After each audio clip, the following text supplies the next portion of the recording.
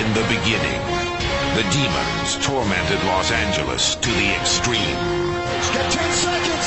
The teacher from Lebanon, Indiana, trying to win it. Hannah says, yes! Yes, it is! Let's go crazy! The game is over. The Demons upset the preseason favorite. Tonight, the Demons descend upon the City of Angels in the final battle for the XFL's Western Division title. In the end, who will win out? Will it be heaven, or will it be hell?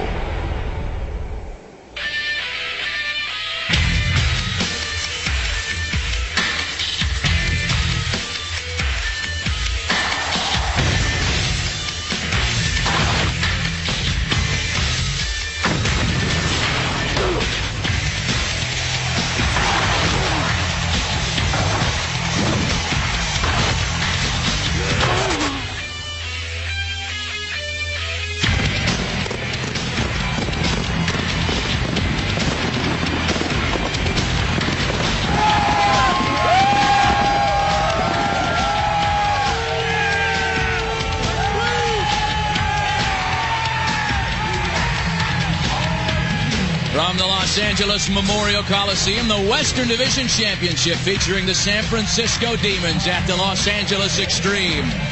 XFL bragging rights now a part of these two cities' long-standing regional rivalry as just one game separates LA and San Francisco for the division title. The Los Angeles locker room, the odds makers made them the preseason favorites, and everyone expected LA to be here. The Xtreme have not disappointed. The Demons have come on strong of late with a win last week after teetering on the verge of playoff elimination. And welcome to Los Angeles. Matt Vasgersian along with you. Both of these teams have qualified for the XFL's first postseason. This game is no less important, however, as to the winners, the chance to play at home in the first week of the playoffs next week. The losers, however, will face a much more difficult task. They'll have to play at Orlando to play in the Citrus Bowl, where the Rage are not only undefeated, they're outscoring their opponents by an average of 2 touchdowns a game. Let's talk about the home team first today. The Los Angeles Xtreme, as we welcome Jesse Ventura. The Xtreme lost last week against Memphis. This is a beatable team. They looked vulnerable last week. Well, they're full of talent, but they're lackadaisical last week, and it showed. They got hammered in every facet of the game, and it is not to their advantage to lose 2 games in a row and try to head into those playoffs.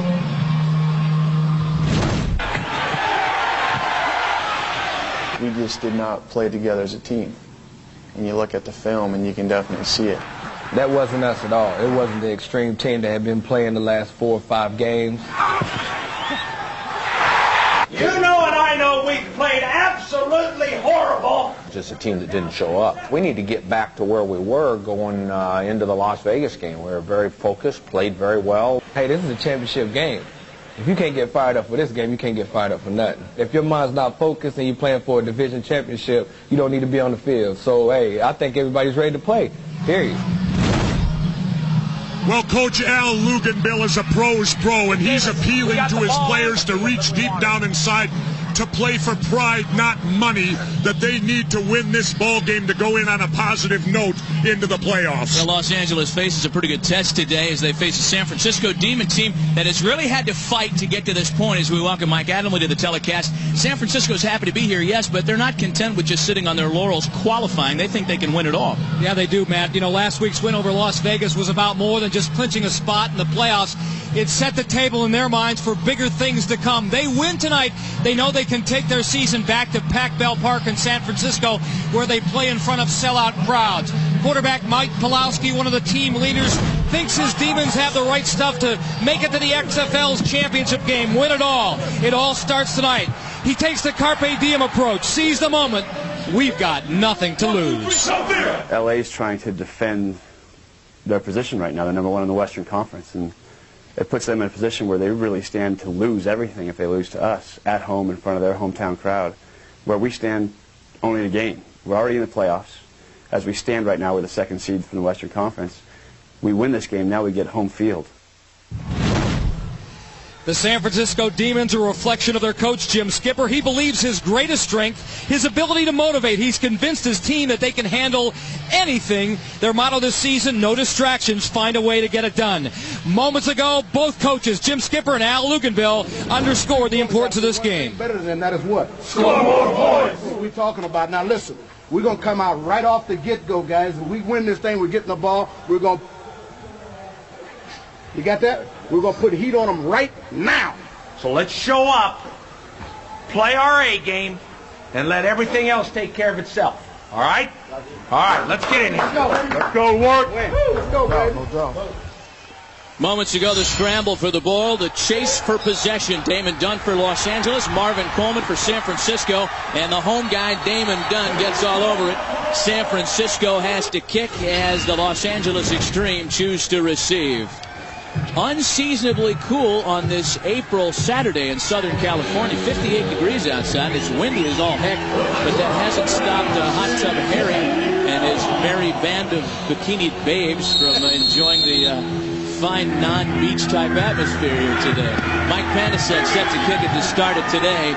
Laterio Rashaan and Damon Gibson. It's Damon Gibson starting to return and losing his footing shy of the 15-yard line. Right wing, right zero.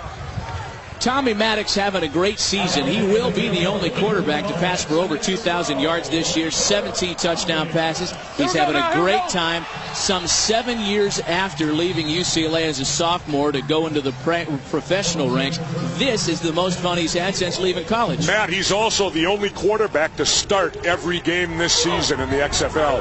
48! And every down except the fourth quarter of Week 7, a game against the Rage that they lost. The short passing game is how Maddox starts it with a completion to Damon Gibson. Good job, good job.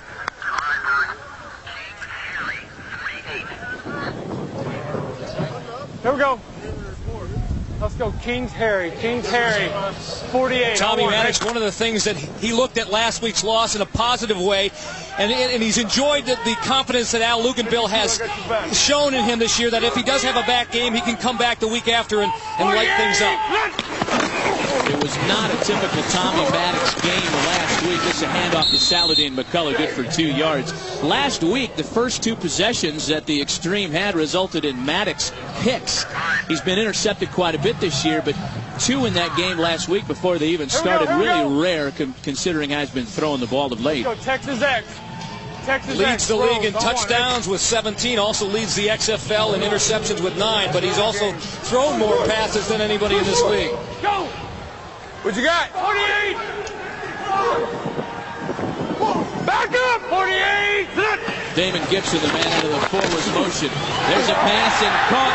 Damon Dunn, the Stanford product, good for a Los Angeles first down. A gain of 15 for the Xtreme. And I'll tell you, if Maddox could have hit him on the run right there, he'd have gone all the way, but he threw it a little high and wide to him. And we're seeing a little bit of the defensive strategy that San Francisco is going to try to employ tonight. Their quarterbacks want to get a jam on Los Angeles' wide receivers. If they don't, things like that happen. You don't want to miss when you're coming up to jam a wide out. And Wendell Davis just grazed him a little bit. The 5 wide receivers set for the pass-happy Xtreme. Maddox stumbled a bit, then finds a receiver complete to Larry Ryans, and another LA first down.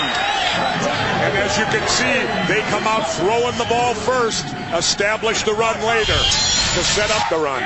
One thing San Francisco thought they would be able to do that late Las Vegas could not 2 weeks ago, get pressure on Tommy Maddox. They said they had a sophisticated blitz package that might be able to do that. So far, Maddox has had his way with this defense. 48! 48! On 1st and 10, here's one on the ground, Saladin McCullough. He finds a hole on the left side of the line. Big gainer for McCullough, close to another first down. Saladin McCullough is a local product who set all kinds of amateur records at Muir High School in Pasadena. Highly recruited coming out of high school. Had some troubles off the field, some troubles on the field. He was injured at the wrong place at the wrong time on the field and off of it. Lost the opportunity to play for USC, a team he'd always dreamed of playing for, and a team that plays right here in the LA Coliseum. So he's trying to reclimate a pro career through the XFL and doing a fine job. This is why Los Angeles, Matt, so tough to defend. 2nd and 1, and most teams an obvious running down, right, Jesse? Tommy Maddox airs it out. The intermediate pass, first down, Los Angeles. But you know, that's smart football, Mike, because even if you fail on the pass, you can come back and run on 3rd down then and hopefully get the first down. And so far, those guys up front for San Francisco, no pressure on Tommy Maddox. They've got to bring some heat. You heard Jim Skipper talk about that in the locker room before the game. Bring the heat. 48! Money! 48! Maddox is 4 for 4 so far today. That's a flip handoff to Saladin McCullough. And on the pitch, they get a couple of yards. A flag on the play. As Jesse mentioned, Dave Thomas came up to make the tackle for San Francisco. Reported. Oh, I did. I announced it. Pulling me down. Oh, got you. He's picking it up. No flag on the play. Wind. Reported eligible. Let's get a little practice session, I guess. Never mind. No, the heavy wind blew it out of his pocket. And there is a heavy wind here today. Unseasonably cool and very, very windy here in Los Angeles. We'll see if that affects play. Bear in mind that the first time these two teams met, the game was decided by a field goal. 48! That's David Gibson again in forward motion. Play action by Maddox, looking over the middle, incomplete. And a flag. Jermaine Copeland was the intended receiver. I said, get that nigga off me, man. Holding on my head and stuff. That ain't legal. On the defense, number 24. Spot foul, automatic first down. That's the veteran Dwayne Harper. And a lot of the offense today will be on Jermaine Copeland's shoulders because Darnell McDonald, Los Angeles' most potent receiver as far as touchdown receptions are concerned, is out this week with a slight tear in his calf muscle. They're trying to save him for the playoffs. So number 86 number is going to get called a lot, I imagine. Go! 48! Ban it! Ban it! Copeland gives the Los Angeles Xtreme a size advantage regardless of who's playing it for San Francisco. Here's Saladin McCullough. Just a casual touchdown run from 11 yards out, and the LA Xtreme offense is firing on all cylinders early. I'll tell you, Jim Skipper better rally that defense because they were pathetic on that series. They didn't stop hardly a play.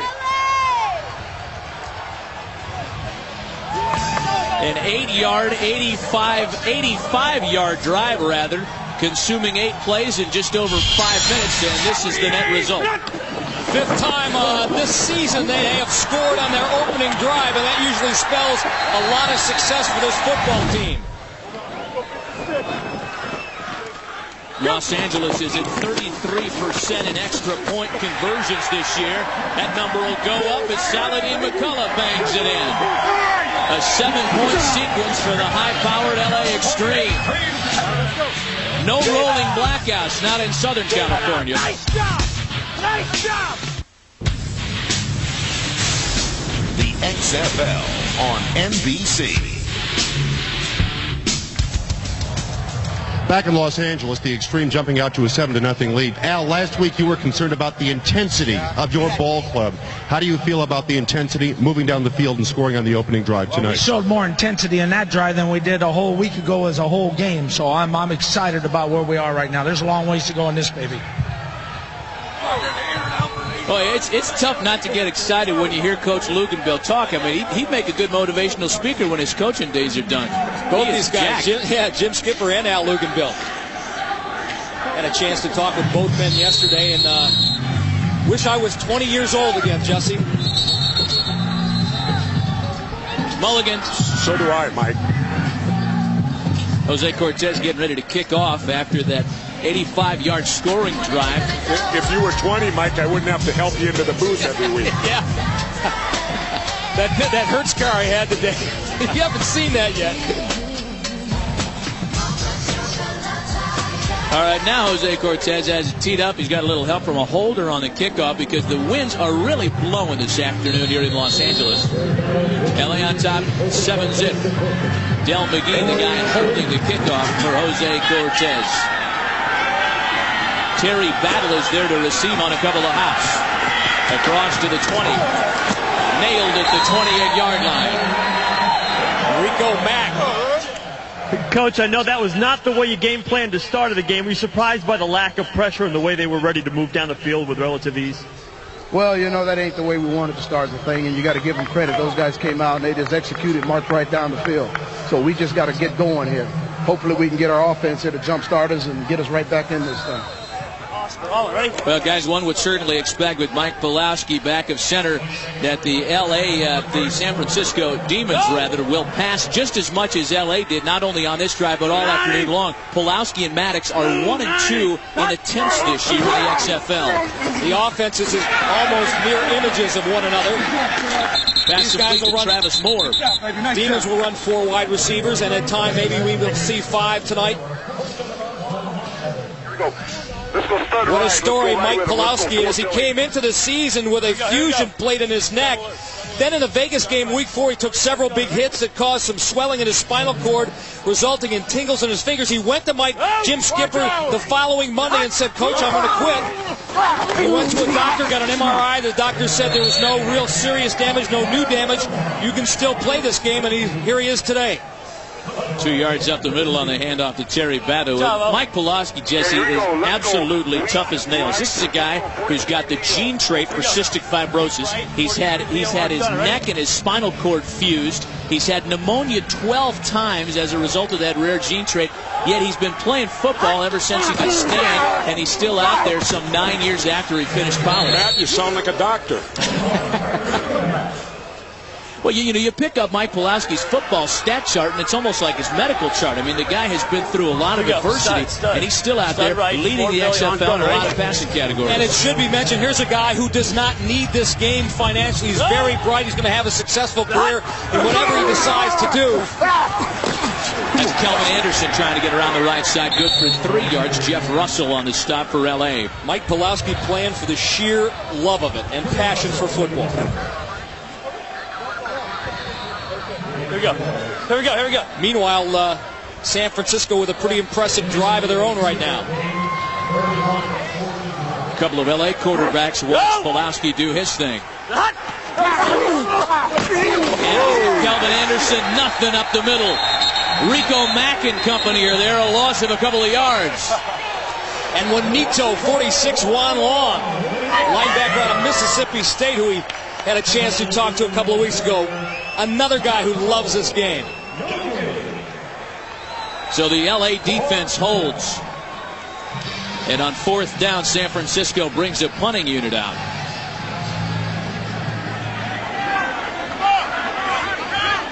There's a live ball at the 26-yard line. Mike Panasek on to punt. Damon Gibson back to return for the Extreme. Little wobbler. And a good grab by David Gibson. That was a live ball, and it could have been trouble for Los Angeles. Gibson made an excellent play on that ball. With a timeout on the field, the U.S. Army presents victories in life. Tonight we look at L.A. running back Saladin McCullough, who had some bad luck with the law early in life, but straightened himself out with the opportunity to play football. Saladin McCullough, a great example of the U.S. Army's victories in life. And when the thing came out that, I went to jail and they let me out, no charges or nothing. It was a big misunderstanding. It wasn't no write-up that said that. It was already a write-up that said McCullough was caught in a stolen car. And that's what everybody knew. They didn't know that, it was a misunderstanding. I just try to, learn from my experience and make sure I don't go through the same thing that I went through before, and just better my opportunity that I have right now with the XFL to move on and open up other opportunities. Well, a lot of talk and a lot of hard hitting during those first 2 sequences here in the first quarter. It's early, and there's already tempers and hostilities and spirited play, they might say, at the Pop Warner level. Yeah, let me go, punk. Let me go, punk. LA's Jermaine Copeland mixing it up with Greg Williams from San Francisco, and they're going to ease Jermaine because of this injury. Fred?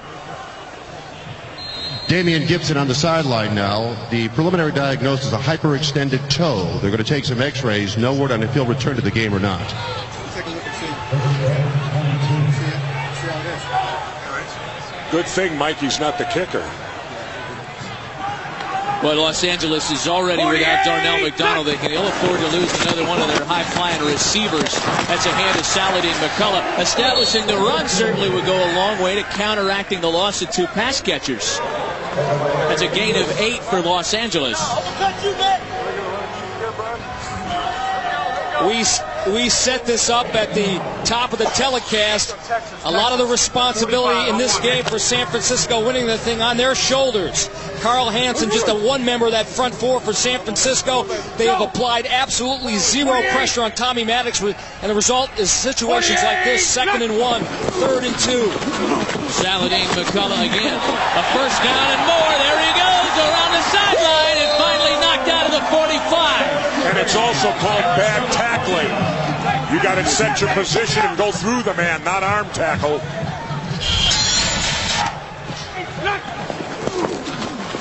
One of the things that Saladin McCullough does nicely as a running back is ability to bounce outside, but that doesn't get it. That kind of just shoving people out of bounds, wrap people up. Somebody out there's got to maintain the control and turn the play inside. Saladin McCullough is a guy that spent 4 of the first 5 weeks on the practice squad for Los Angeles. His contributions invaluable today. This is back up Rashaan Shehee up the middle and across to the 18-yard line. Wendell Davis had to make the stop from the cornerback position, a gain of 29.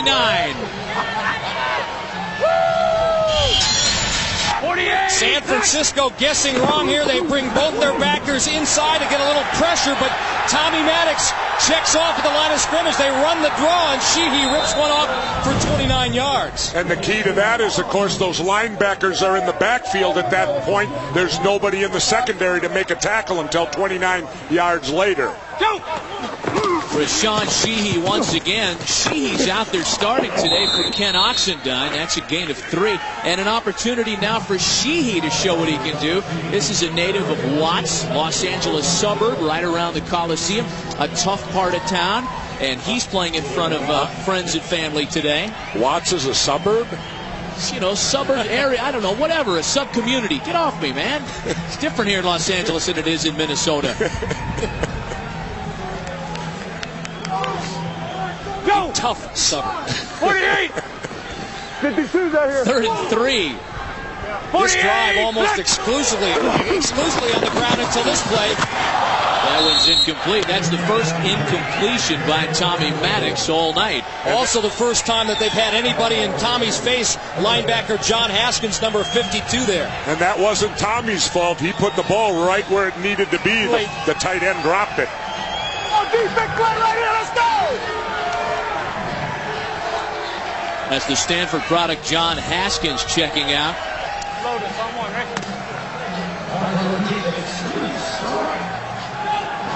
48! 48! 3rd and 8 for Los Angeles. Maddox over the middle. He's got a receiver, Jermaine Copeland. A gain of 5, shy of the first down. Good job, good job.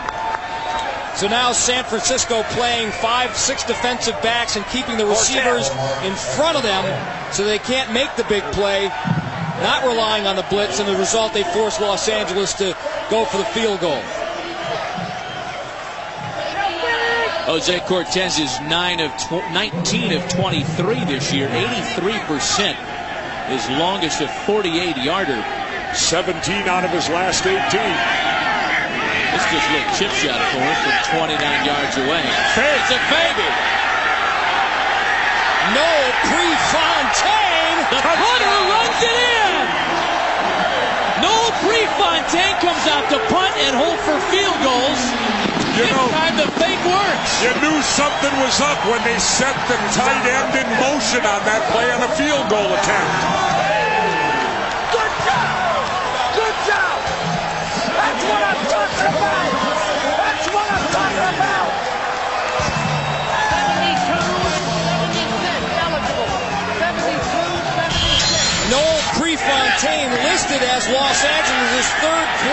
emergency quarterback.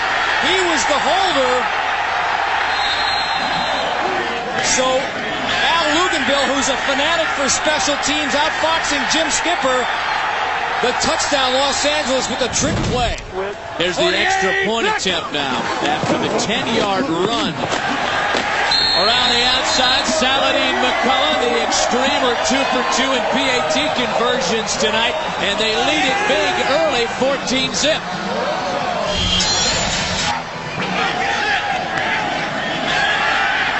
Dwayne Harper knew he was had from the moment he left the line of scrimmage. And watch out, Luke, or Jim Skipper.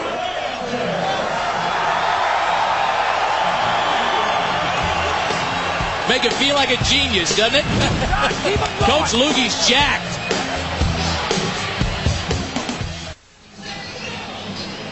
Moments ago on the San Francisco sidelines. Hey, listen.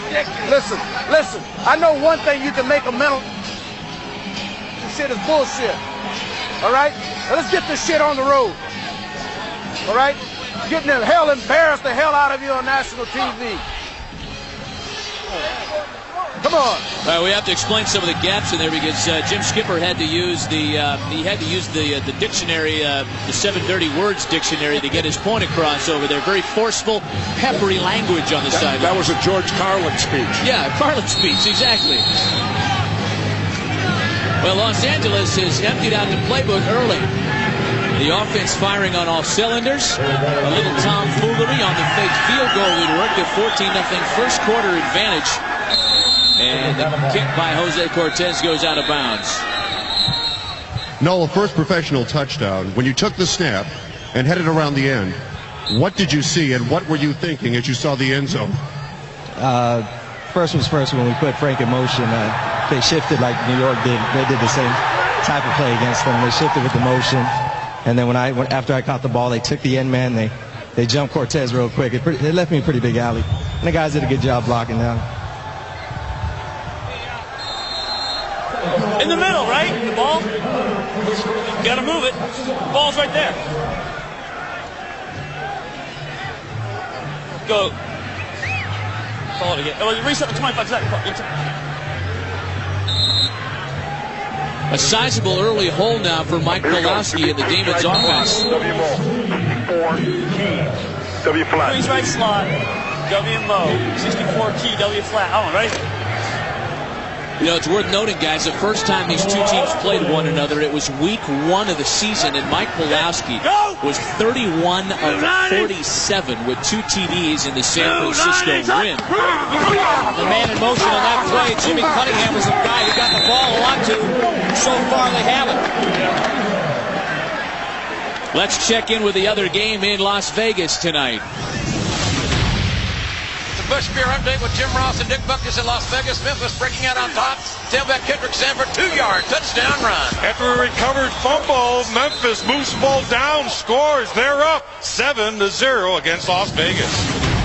You know, a lot of people might say, well, that game doesn't mean anything because the playoff picture is set and it excludes those two teams. As far as the teams, the participants, we don't know who's going to win the division or not in the West. Those two teams in action in Las Vegas are out, but hey, there's some money on the line down there, so those guys are playing for some dough.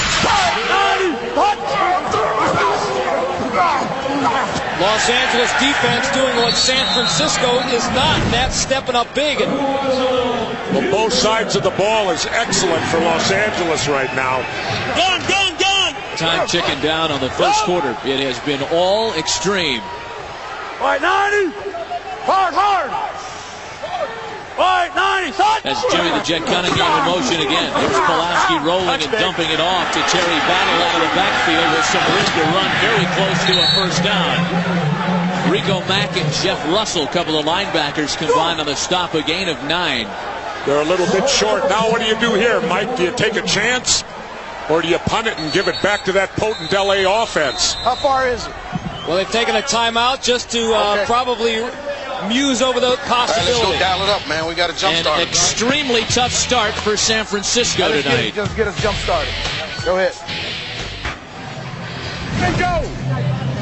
Jim Skipper called the timeout so San Francisco could talk about whether or not they were going to go for it on 4th down. They've decided they are going to go for it, and kind of an unusual call with 21 seconds left in the quarter. This is an important one, though. Before they do, Matt, I think they're going to let Mike Pawlawski try to draw Los Angeles off sides, and if not, he's going to wedge the football. Quarterback sneak. They had good success on conversions like this one. He bangs it ahead himself, and Pawlawski's good for the first down. What's up, Mike? You know, Jim Skipper told us that We done jumpstart this shit. We better get rolling. the first time these two teams played one another, San Francisco won the time of possession battle, and that was key as it was decided on a last-second field goal. However, both coaches also told us, you know, that was week 1. We got completely different teams on the field here in week 10. First quarter has been decidedly Los Angeles. The running game good for almost 100 yards in 15 minutes. They figured out the playbook. Let me go. They're talking a big game, and they're backing it up every step. End of the first quarter. Los Angeles on top. You're watching the XFL on NBC. Embarrass the hell out of me on national TV. Back for the start of the second quarter.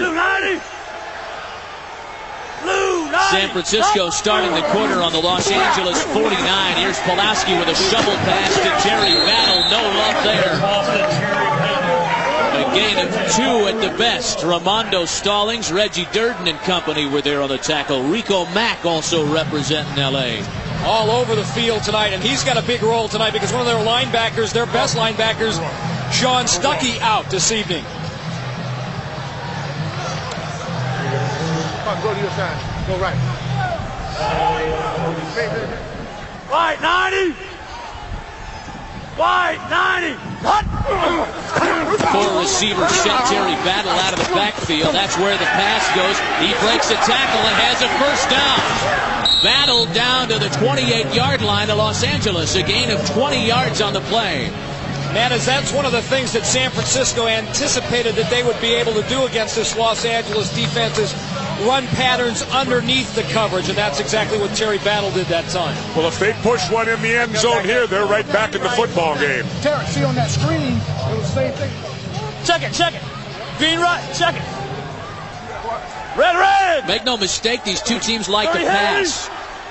They are last and next to last in rushing this year. And among the top 2 in passing. Pawlawski looking into the corner. That one's picked off. Did he stay in bounds? Ron Carpenter cut in front of James Hunden. And yes, he did. Carpenter's first pick of the season. Just call this a little help from my friends, a little cover 2. He never sees Ron Carpenter, Mike Pawlawski, and you get the interception. Del McGee's not all alone. There's Carpenter to provide the help and the interception. 5th interception this season thrown by Mike Pawlawski. 1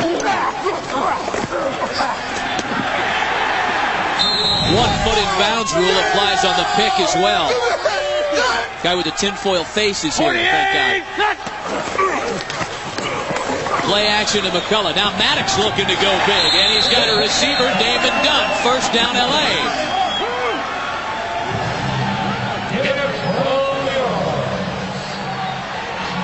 There are so many receivers on this L.A. roster that finding an active roster and a practice squad is really a tough task every week. Okay. And keep in mind that the LA Xtreme doing it tonight without their best receiver, Darnell McDonald. Tommy Maddox has said this is the best receiving corps that he's played with anywhere, including UCLA, including Denver. Mike, I know things are not going well on either side of the ball right now, but that one, it looked like a pretty easy coverage, but somehow you blew that one, huh? Just a bad play on my part. You know, I was going to throw it away. I saw him pop open. I tried to force it in there. Just stupid. Are you guys too relaxed out there right now, you think? I don't think we're too relaxed. We just need to get after it, do our thing.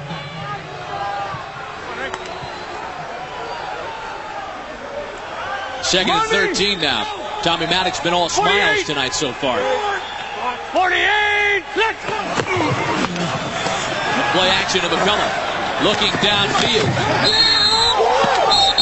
No completion. Looking for Copeland. Good coverage by Kevin Case. I'll tell you what, that was a heck of a throw by Tommy Maddox. Those deep out patterns, especially with the gusty winds down on the field. Boom, it's right there. And Jermaine doing a great job of coming back for the football. Might have even been a little pass interference, Jesse, grabbing his arm like that. Well, Copeland then looked like a cheap lawyer trying to sell his case to the officials on the sidelines. Los Angeles spends their first time out of the half. LA driving again. We're going to duck away. We'll be right back.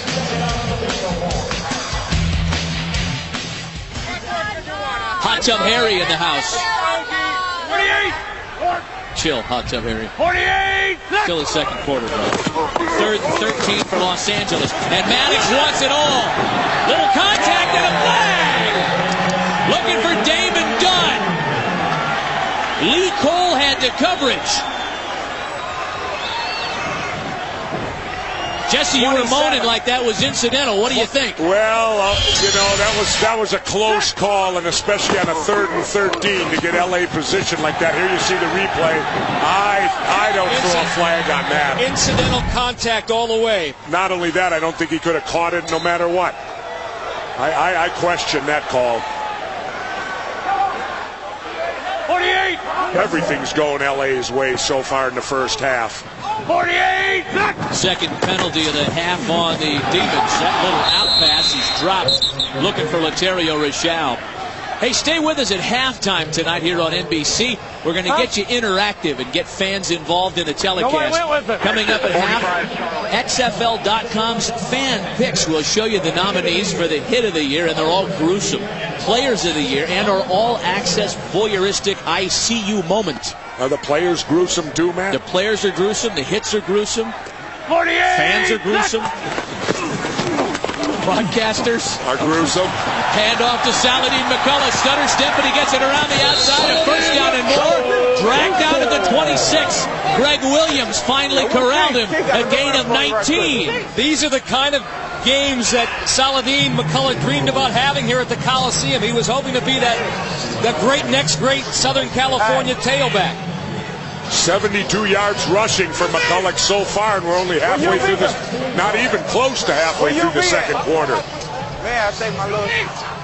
Saladin McCullough by himself has already outrushed the entire LA team from the first meeting between Los Angeles and San Francisco. This is Rashaan Shehee activated this week from that suburb. And let's give credit to the LA offensive line. They're doing a great job. They're protecting Tommy Maddox. They're opening up the holes for the running game. They're dominating it right in the pit. Chris Breimer, Jerry Krause, Jonathan Heimbach, Bobby Singh.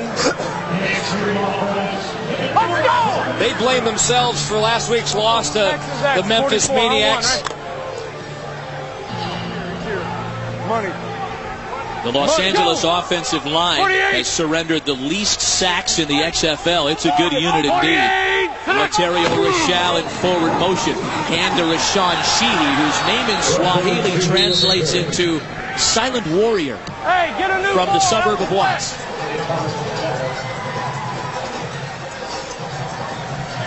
Memphis has taken a 10-0 lead in Las Vegas.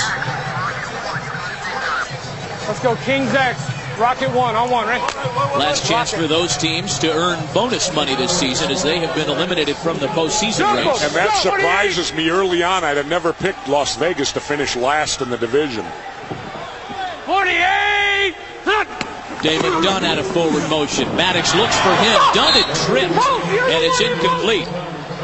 You know, and Maddox got away with one there. He's lucky he threw a bad pass, because had that been a good pass, that would have been a touchdown the other way. Meanwhile, Jermaine Copeland, number 86. Watch this. Me! I'm D! So now it's a 36-yard field goal attempt by Jose Cortez. Will they kick it? They lined up once, ran the fake, and scored a touchdown. The plain old field goal attempt is no good. They should have faked it again. Rare miss for that young man. Oh, what do you got on the field? That's all. Los Angeles driving the ball at will. San Francisco needs to step it up. 41's on. Big Chris Breimer and the rest of the Los Angeles offensive line. They've been winning the battle in the trenches so far tonight. And that total yardage graphic tells you everything you need to know. Los Angeles Xtreme are last in the XFL in rushing.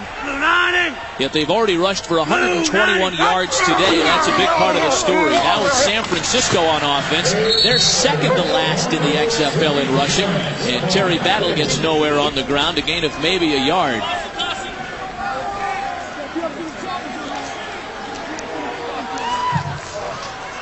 There you go, gun. Deep, gun, doubles left, Z run, 51 OG HBO. Oh, ready?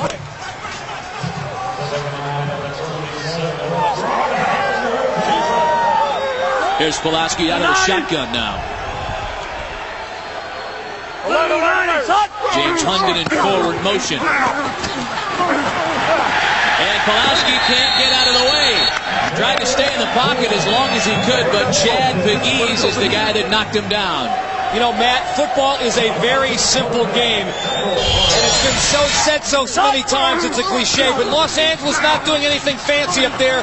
Their front four is beating San Francisco's offensive linemen. Plain and simple. Great coverage back there by the defensive backs.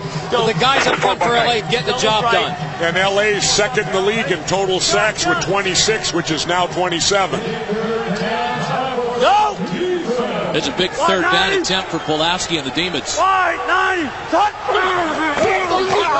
Once again out of the shotgun. Look out for Jamal Duff. He misses him. Oh my goodness. Cue that one up. Ron Carpenter laying out Jimmy the Jet Cunningham. And guys, we might have a new candidate for the hit of the year.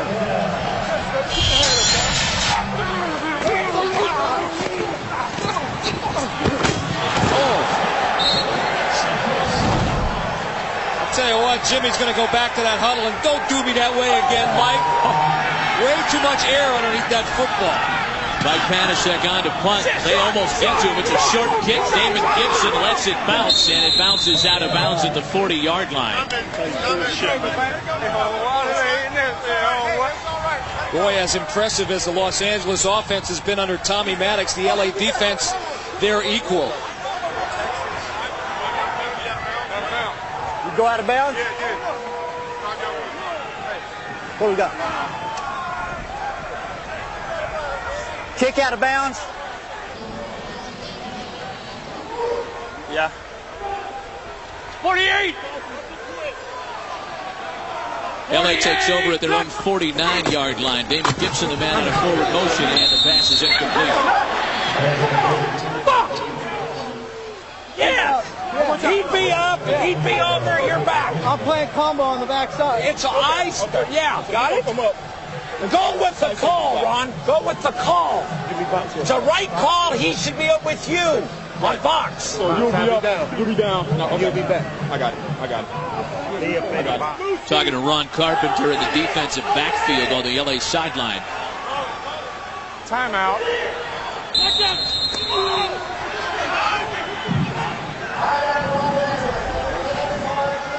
Hey, what's wrong? Hey, Mark. What is wrong? We got beat there. Ellen, I don't We got beat on a hit. David Gunn's coming out. He's still going to have. Hey, does he want to give him a stutter go on this? Hey, we're going to go 142 post. Does he want to give him a stutter go and on the 142 or run the comeback? We'll run the comeback. 2nd and 10.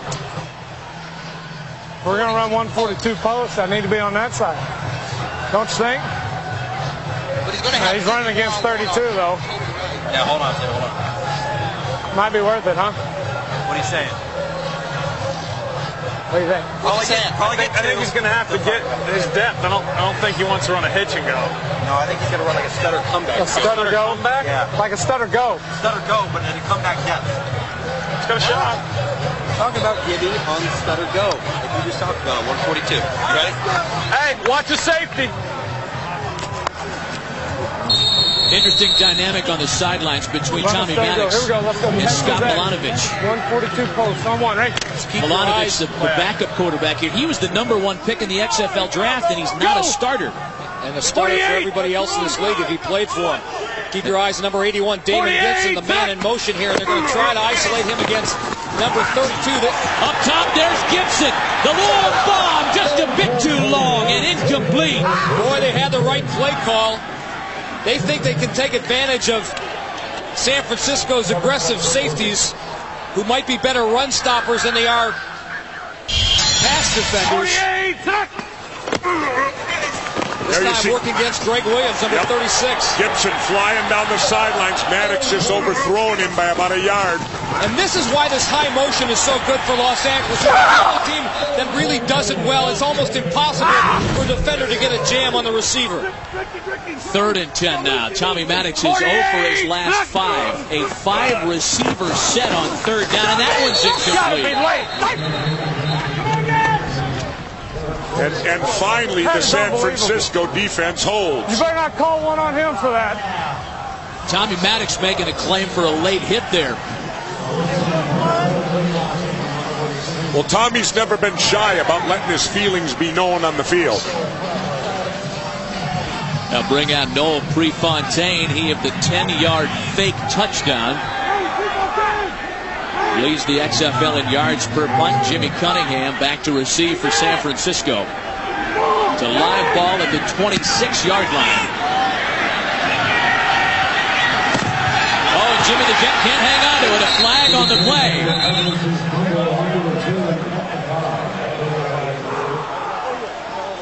That's cool. That's cool. That's cool.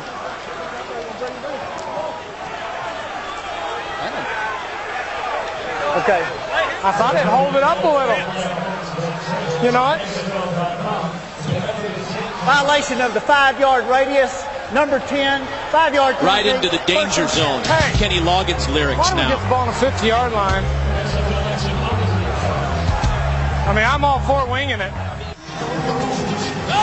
Los Angeles on top of San Francisco by a couple of touchdowns. Their offense strong in the first quarter. Doesn't look like the same unit here in quarter number 2. This is Terry Battle on the ground trying to establish a San Francisco running game. A first down for the Demons. Lamont Evans knocked Terry Battle out of bounds after a gain of 19.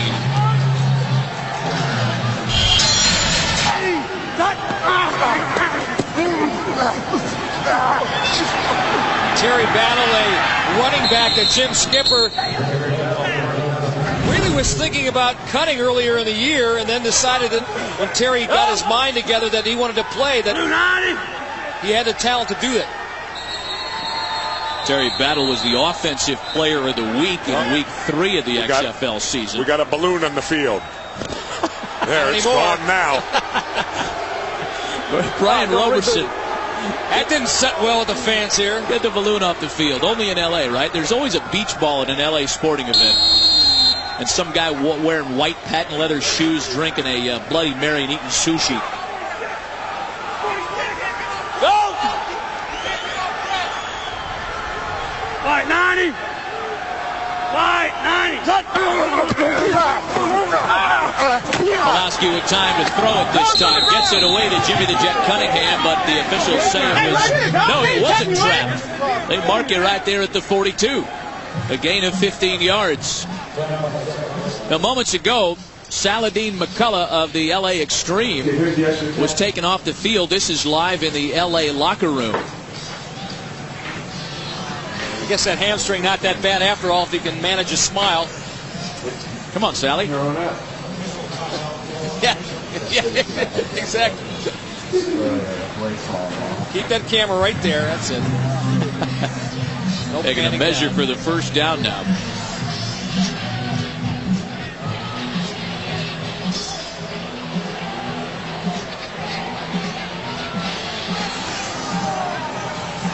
First down.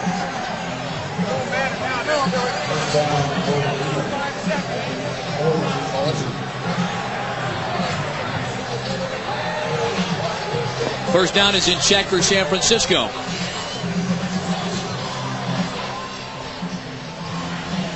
Too fast. So it's going to be underneath. Fake. 7 Ocean, Bass right. Oh, ready?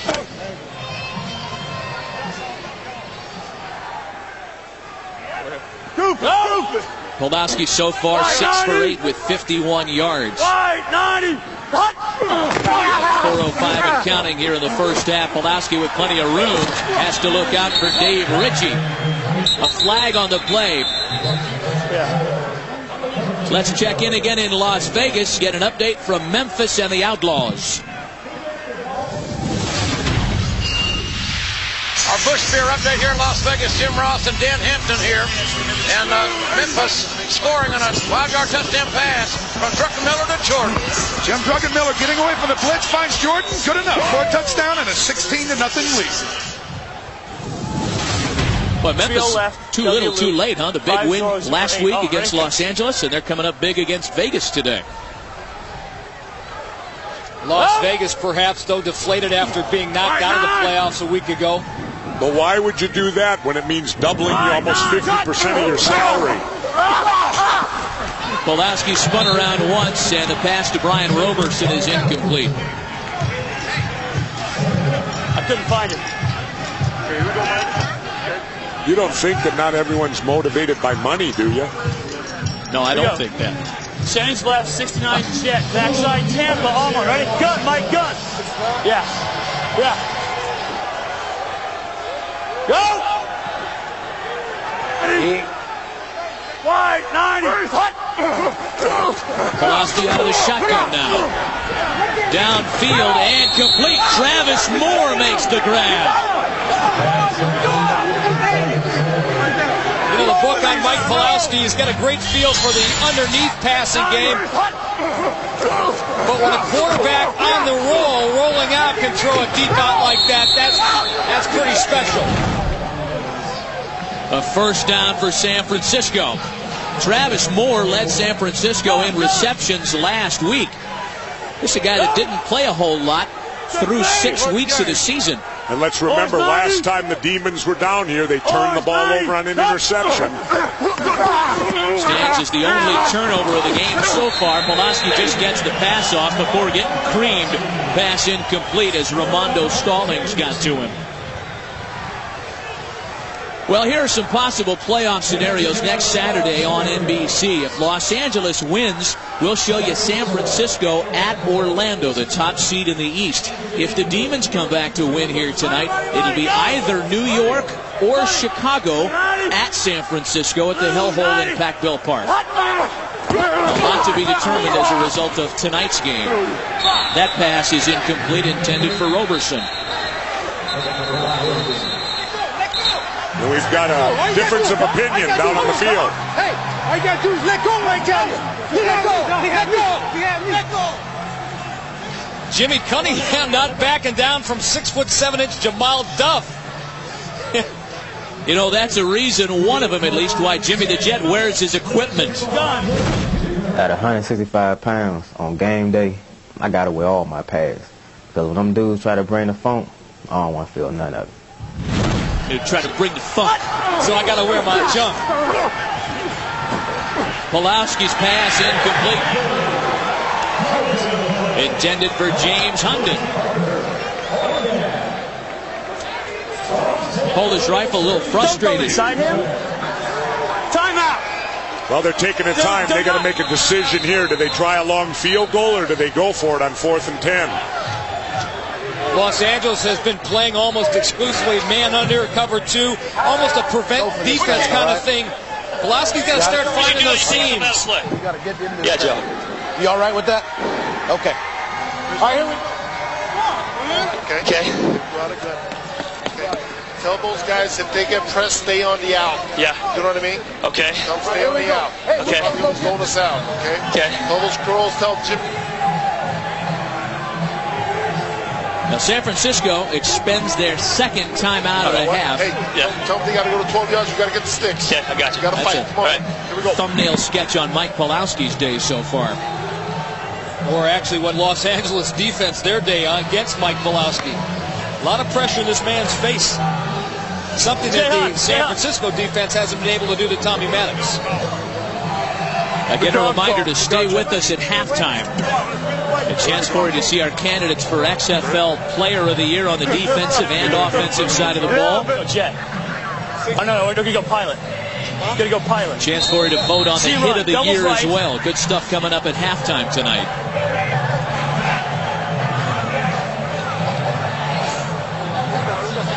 Over rubber. A little blood on the saddle there for Dave Ritchie.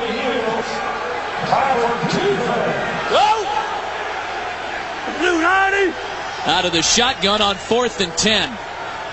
James Hunden in forward motion. A big 4th down try for San Francisco, and not even close. Who the heck was he throwing to on that? There wasn't a receiver within 20 yards of that ball. Mike Pawlawski knew who he was throwing to. I think Jamie Hunden might have missed. You know, there's no excuse for that, Mike, coming out of a timeout. And also after 10 weeks in the season.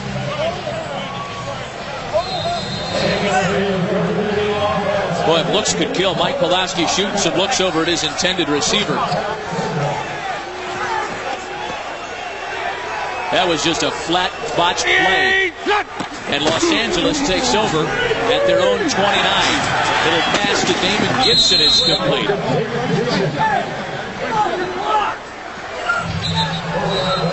A gain of 9 on the play as we get to the 2-minute warning.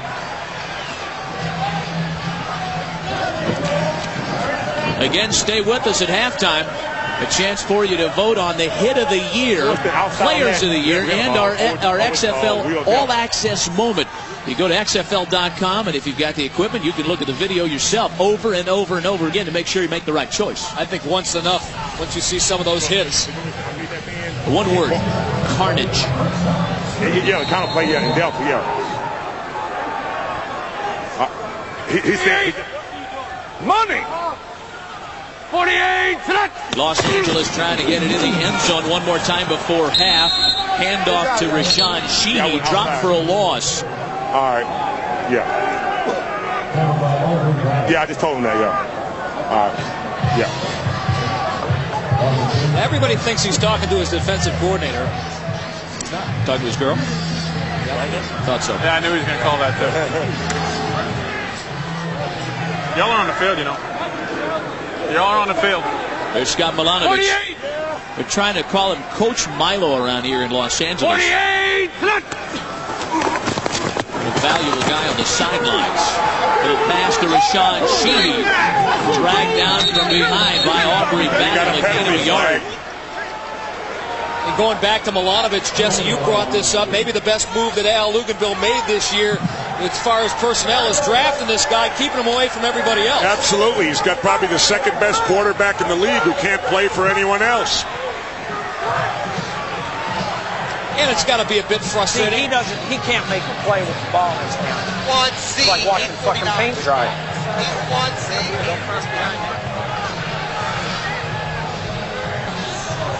Or grass grow.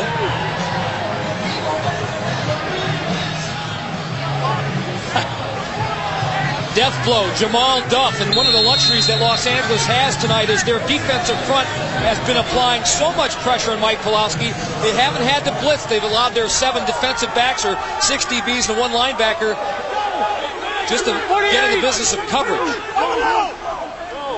59 seconds and counting here in the first half. 49 tonight. Tommy Maddox taking advantage of every moment on the play clock, play action. Scrambling and throwing incomplete. He was trying to get it out to Damon Gibson, who was covered well by the veteran Dwayne Harper. That isn't Tommy Maddox's strong point, rolling out and running and throwing on the run. He's a much better pocket passer. A rhythm pather, guy with 3-step drops, 5-step drops, bang, release it, intermediate, short passes. 60 Hawaii on one, right? Come back. Hawaii, that means it's a pass, Mike. Get ready for the Kona out. The Waikiki twist. 48! Maddox has completed just 2 of his last 9 after the great start. Steps up in the pocket. That one's complete. Jermaine Copeland. A gain of 10 and a first down for L.A. Copeland tells you about it himself. Deuce, deuce, deuce, deuce, deuce. You know, that kind of amateur theatric is why this guy's a marked man in this league. Everybody wants a piece of Jermaine Copeland, that's for sure. But he catches it like a pro, man. Maddox over the middle. There's Copeland again. Another first down for LA. A gain of 15. Los Angeles has one timeout left in the half. And they're not using them because the clock stops while they move the chains, and then he's calling audibles. Go! Copeland with 4 receptions, make it 5 tonight. Adding to his league-leading total, a gain of 7 there. And LA spends its final timeout of the first half. Oh, in the end zone. Tommy, I want one throw into the end zone, okay?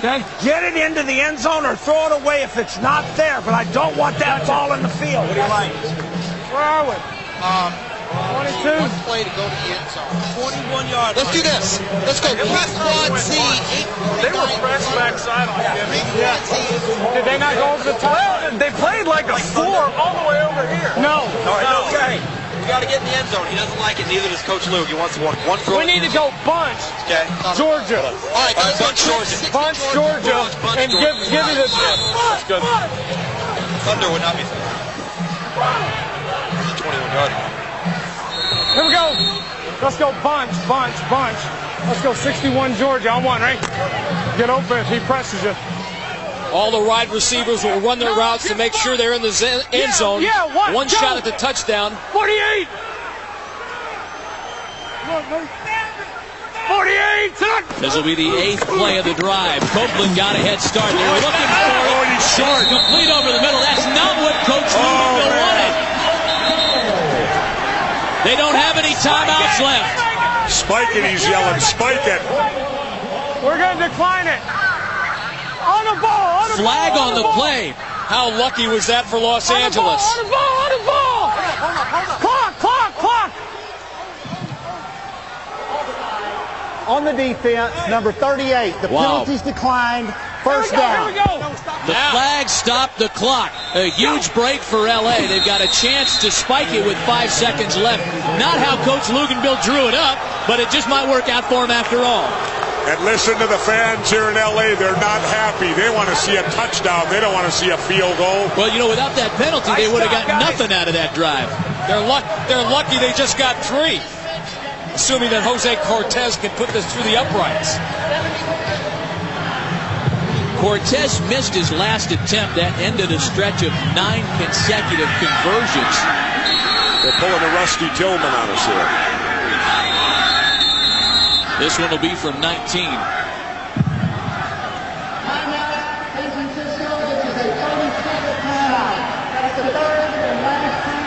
Timeout by the Demons, their final timeout of the half.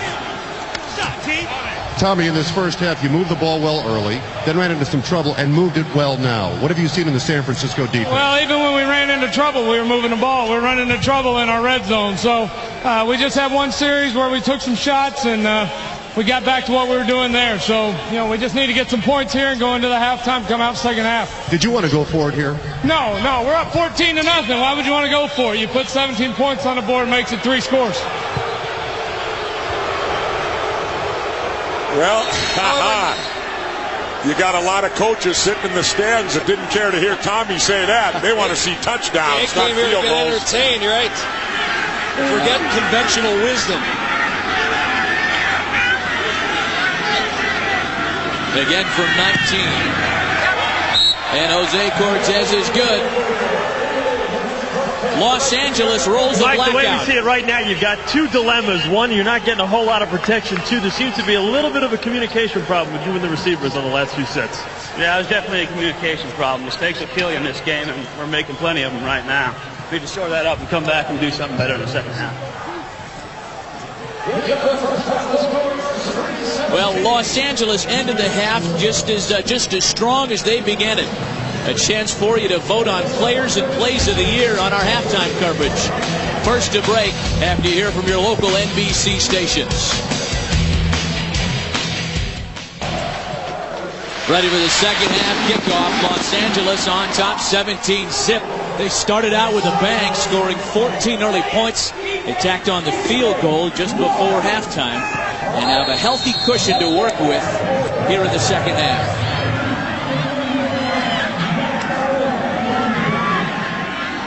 Again, a lot on the line here tonight. The winner this evening wins the division and starts the playoffs at home next week. Here's Terry Battle. And it's not so much the loser has to go on the road, but they have to go on the road to Orlando, and that's where everybody wants to stay away from. Our Miller Genuine Draft halftime stats more or less dominated by Los Angeles, especially in passing and rushing, the two most vital stats in moving the football. It was all LA in the first. Well, somehow, some way, San Francisco's going to have to figure out a way to block that front four for Los Angeles. I stepped, and it just buckled. Larry Ryans is the injured player down. Yet another receiver that goes down tonight. Larry Ryans just came off the IR.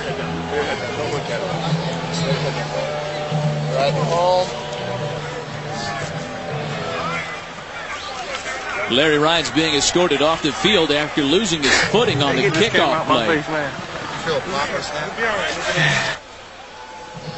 I fell the first time. Right. I mean the exact same thing.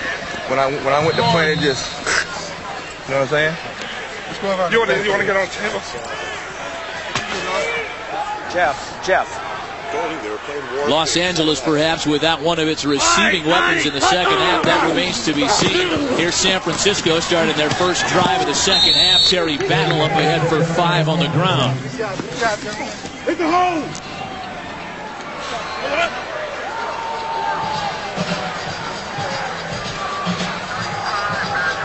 Motion to bunch right, 35 banjo. Oh, ready?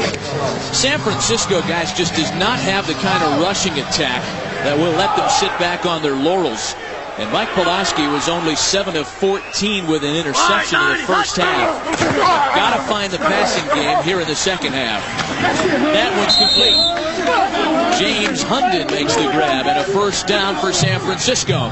And that's just fine, but Los Angeles is content to allow the San Francisco receivers not to get behind them, cut in front of us. That's just fine. We'll make the tackles and allow no big plays. And I don't think San Francisco can afford. They got to take a couple of shots, throw the ball downfield. Hunden was actually the second choice on that pass pattern. Orange 90. James Hunden was the guy featured on the cover of Sports Illustrated, previewing the XFL some couple of months ago. That pass attempt is knocked down at the line of scrimmage. Jamal Duff and Matt Kenley were there.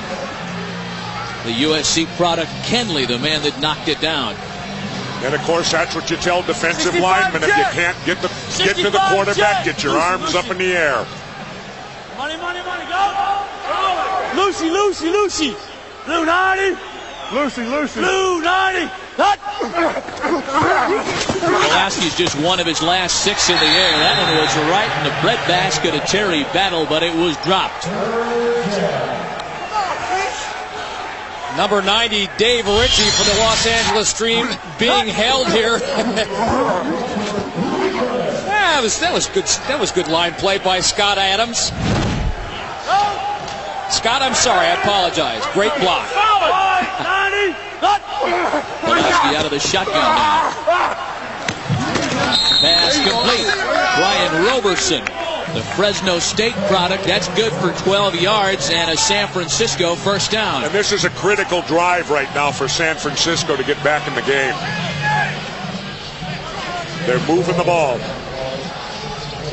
Blue 90. Blue 90. Cut! Brian Roberson, the nephew of head coach Jim Skipper, trying to play a factor in today's ball game. That's Terry Battle taken down by Ron Carpenter after a gain of 4.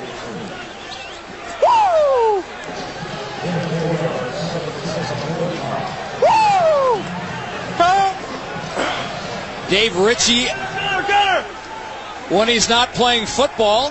Get to that story in a second. Kelvin Anderson had just checked into the ballgame, fumbles the football. Los Angeles looks like they've recovered. Coach Loogie hawking one and clapping it up on the LA sideline. LA ball.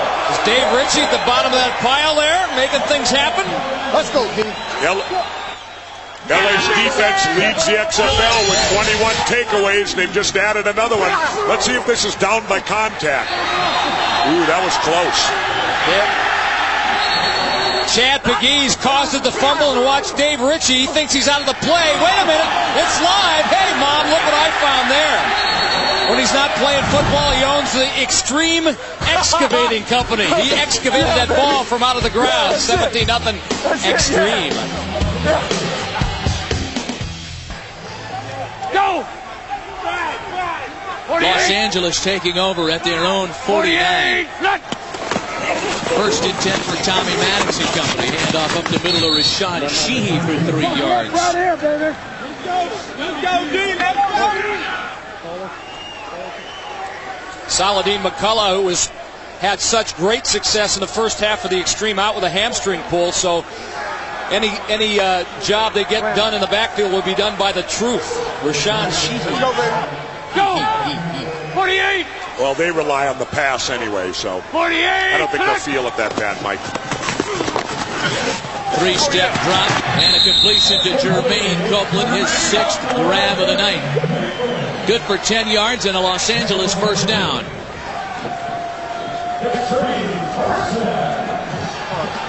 Jermaine Copeland just keeps catching passes. You had it? Up to 64 grabs. Hey, Jason Sehorn is here today. Maybe he could cover Jermaine. Nice. That's all good. That's got D. Back together again. Former scourge of the Trojan secondary when he played here in the Coliseum. 48. Scourge. 48. Best scourge. I still think he watches the summer. This is Shehee again up the middle. New York Giant defensive back Jason Sehorn. Jason, nice to see you. Nice to see you. How do you feel about the XFL, the quality of play?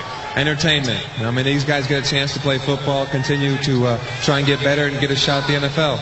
Now, you're going to be a master thespian very soon, appearing in NBC's Third Watch. What role will you be playing, please? A fireman, and it's more comedic relief than anything. All right, beat it, Sehorn. Don't come back unless you bring your wife next time. And to Rashaan Shehee trying to get around the end. Nothing over there as Greg Williams came up in the safety spot to knock him down, a gain of maybe 2. And now the clock comes very much into play for Los Angeles with a 17-0 lead. Ball control becomes the main theme. Eat as much clock as they possibly can. And you hate to say it because it's so early in the third quarter, but the clock's starting to become a factor for San Francisco. They got to get something going as Jim Skipper's hollering down there. Take a look at how the LA offense has come alive compared to last week when they scored just 12 points. This is a team that was averaging over 30 a game. They have come alive tonight. That last week, it has been proven, guys, that the first half was just a bump in the road. I'm injury free. I'm injury free, punk.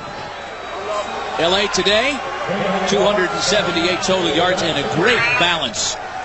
Well, Luganville this week, he refused to show him last week's tape of the loss to the Maniacs, and instead he appealed to their sense of pride, their sense of professionalism.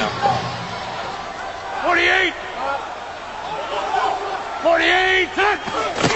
Short yardage down now on second down. This is Shehee again. And first down to the 10-yard line. Gain of 9. Well, you hate to make a shift to the San Francisco offense, but you think we might see Pat Barnes here at any point in time? That's a possibility. You're not getting it done with your number one guy. He comes in. They don't lose all that much with Pat Barnes in the lineup. Maybe a little bit of leadership. Shoulder joint a little bit, sublux a little bit. Right. Take your choice of former Cal Bears at quarterback for San Francisco. Play action by Maddox. Look out! He gets the pass off. Touchdown, LA! Jermaine Copeland. How did Tommy Maddox thread that needle?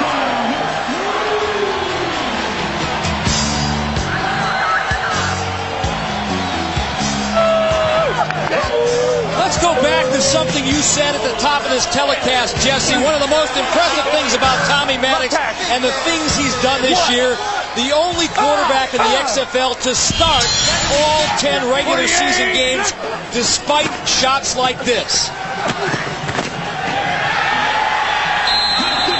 And you talk about stepping up to the plate, Jermaine Copeland. And the thing I liked about Tommy is he didn't hear those footsteps coming. He delivered the football. Oh, is that easy? And they've converted on all 3 of their touchdowns tonight. Kevin Casebahar made the move to knock it away, but Maddox threads the needle. Right where the ball needed to be thrown. And he heard the footsteps, Jesse.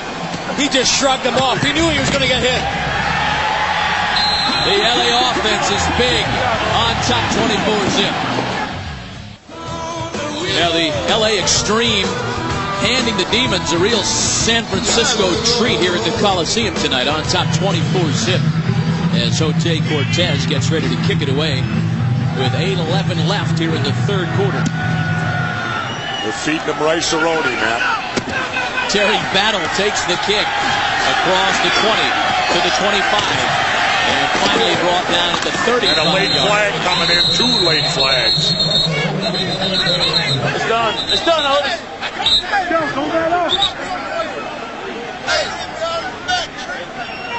Tommy, up 24-0 here in the third quarter. Are you done for the day? Do you want to continue to play?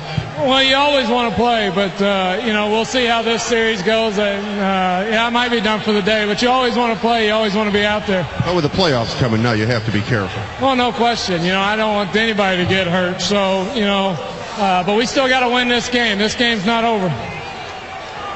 You notice how Tommy's Texas accent gets thicker the better he goes on the field? You're talking about a guy, Tommy Maddox, who was involved in the insurance business a couple of years ago. He was done with football. He had made his peace with football as a professional. He was done. He has fallen in love with the game again as a result of this great season in the XFL. The guy played it well. Mike Pawlawski still in there at quarterback for San Francisco. Demons just can't get it going offensively so far. That pass is complete to Brian Roberson. Eric Herron on the tackle for Los Angeles. The man they need to get involved in this offense, the real difference maker, number 15, Jimmy Cunningham. So far, Pawlawski has hit him just once, I believe. And San Francisco's going up to a hurry-up offense already this early in the third. They're going without a huddle. That's Del McGee, the left cornerback for the Los Angeles Xtreme.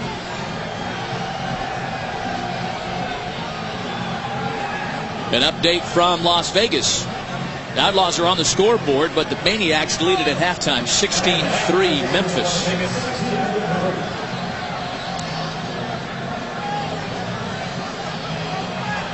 Del McGee's okay to leave under his own power. That defensive backfield just got healthy for Los Angeles. They don't want to lose anybody else back there. They've already lost a couple of receivers tonight. Haven't heard from this man too much. Lamont Evans, he is the big hit specialist for the Los Angeles Xtreme. Hey, Delta, Delta. Get him. Orange 90. His drive started on the Los Angeles 48, the first San Francisco drive that has started in opposing territory. Little screen pass complete to Terry Battle over the middle. Matt Kenley makes the tackle from the defensive line. A gain of 7. Yeah, that was all hustle on Matt's part. Speed. Money, go. San Francisco already into the hurry-up offense with 6:45 and counting left in the third. Pawlawski gets it away quickly. Did they rule that a catch? Travis Moore was the receiver on the play, and they say, yeah, he brought it down. A contact while his knee was on the ground, so he couldn't get up and run. They gained about a foot. So they'll mark it at the 29.5. A couple of yards short of the first down. They try to run for it. Nothing there as Kelvin Anderson is stopped cold. What is it? We need about a yard. Just bonsai and wedge it. Yeah, just bonsai and wedge it. Geronimo. Geronimo. No-brainer for Jim Skipper. Go! Bonsai. And it looks like San Francisco has enough for the first down.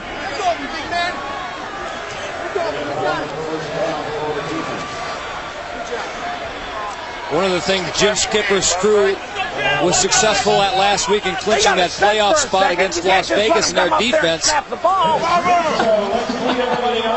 was being patient on offense, move the ball with the short stuff. They're running out of time to be able to do that here with Los Angeles. I love watching you. Down goes Pawlawski. Matt Kenley, Chad Pegues, and friends in on the sack. Second sack of the night for the Xtreme defensive line. There may be no more animated coach in the XFL than Lugie. He really gets involved. He really does.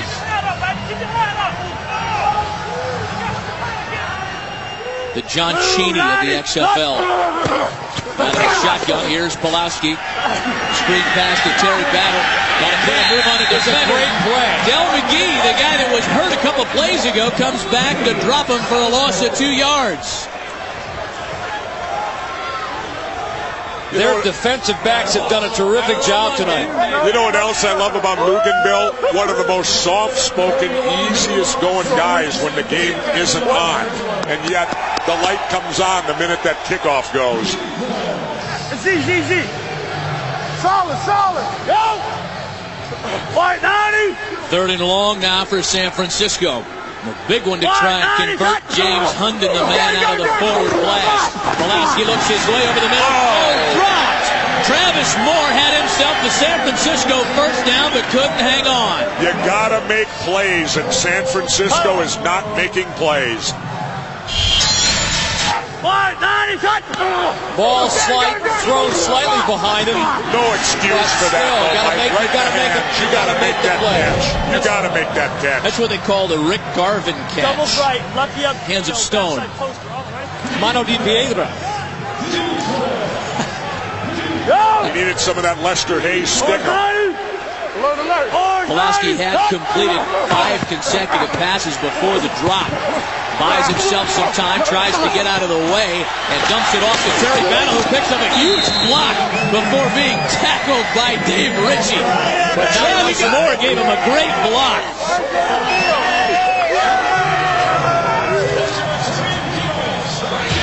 San Francisco trying to drive to stay alive in LA. We'll be right back. And a look at Travis Moore, who just may have turned in our XFL hit of the week, number 81. Definitely the block of the week. Bought Terry Battle an extra 3 yards on this all-important San Francisco drive. But it wasn't just enough. Wrapped itself up. It's LA's ball. That was 4th and long. And Scott Milanovic takes over at quarterback for Los Angeles. Milo starts it with a handoff to Rashaan Shehee. Well, we talked about him a little bit earlier. Scott Milanovic was the first draft pick ever in the history of the XFL. LA Xtreme made him the #1 pick. Then they took Tommy Maddox. He was a regional pick.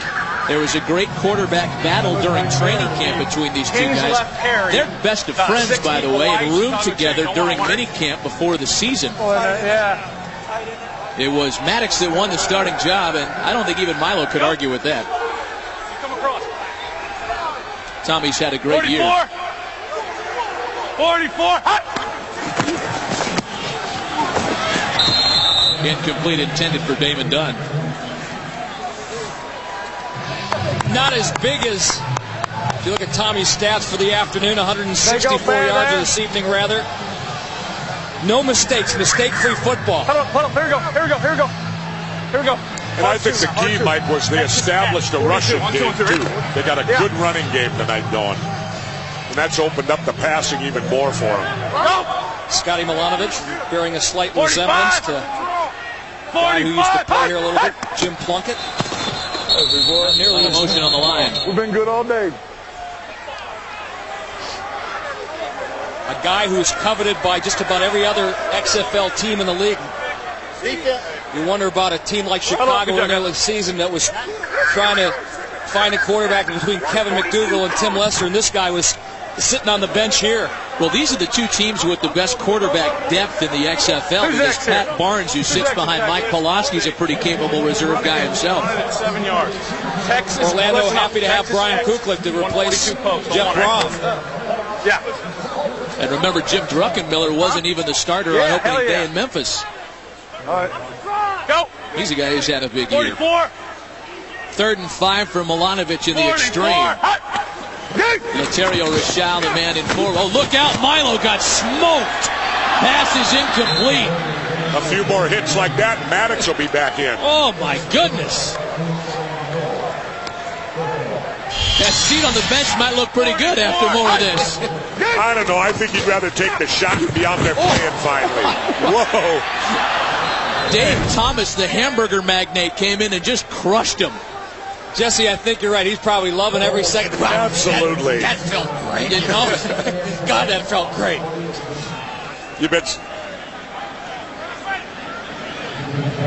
My goodness. All right, Noel Prefontaine is on to punt. We haven't seen a lot of Noel Prefontaine in the punting formation tonight, and that's good news for Al Luganville. Oh, look at this here. We're going to fake it. Did you see that? Ran out of time. Oh, man. Wow. Now, what in the heck are they thinking of out there? Doing? Look at him. Even Al Luganville's going, what are you doing, Coach? What the hell are you doing, Coach?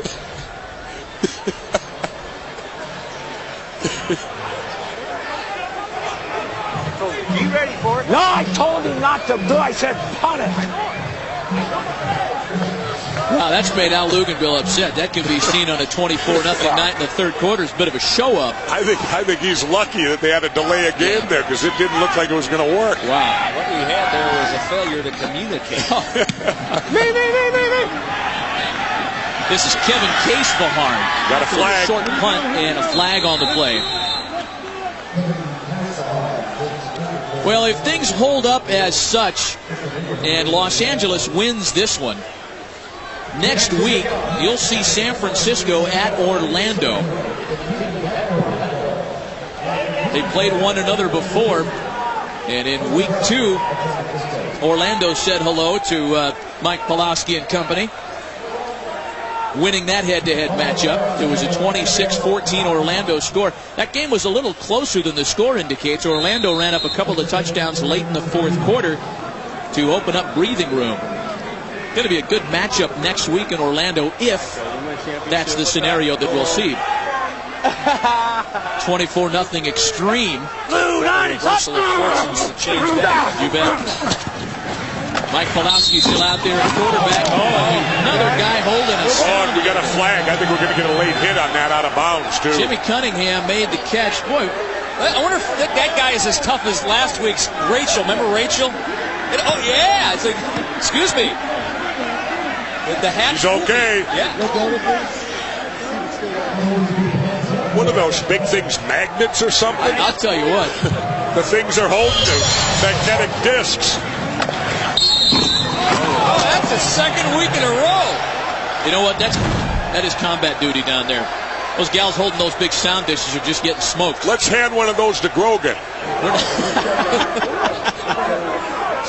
We're not going to be able to find anybody to do that job in the playoffs. And just like Rachel a week ago, she gets up, dusts herself off, and says, give me that thing. I'm not done yet. Gamers. Anything to be the hit of the week. Blue 90. Blue 90. 2nd and 8 for Pawlawski out of the shotgun. That one's incomplete. San Francisco offense just sputtering along here tonight. On the ball. Same thing.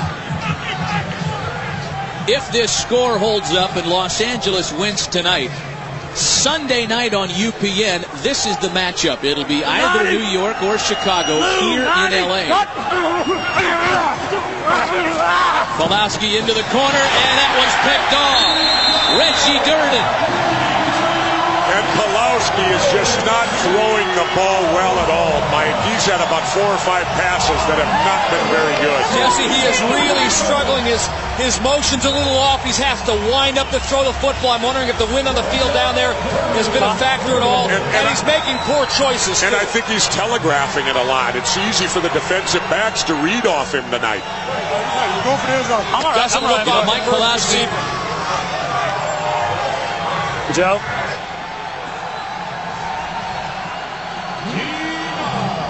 If I had him in the fucking back of the end zone, if I could throw it. Mike Pawlawski had thrown only 4 interceptions all year long. 2 of them tonight. Always traps. Hollywood versus Silicon Valley, Dodgers Giants, Xtreme versus Demons. It's all LA tonight.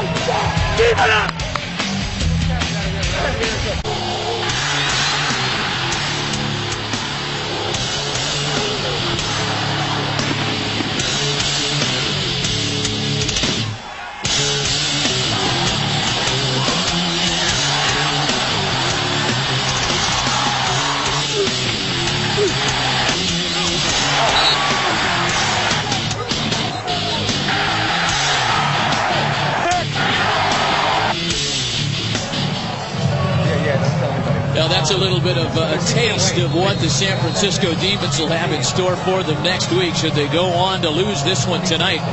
Certainly no urgency with starting quarterback Tommy Maddox chatting away with the defensive back there. What's that all about? How about a Trojan and a Bruin talking to him? Yeah, separate those guys. That ain't cool. Rashaan Shehee up the middle.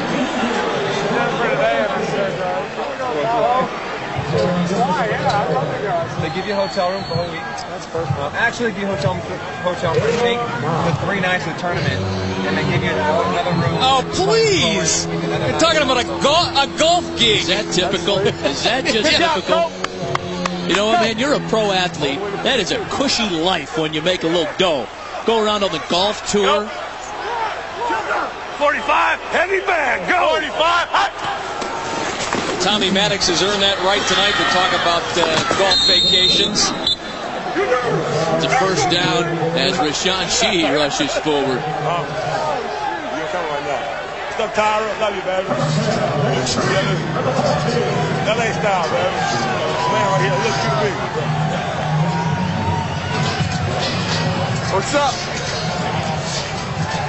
You're on camera, Dave. Talk to us, Dave Ritchie. Come on, Biggin.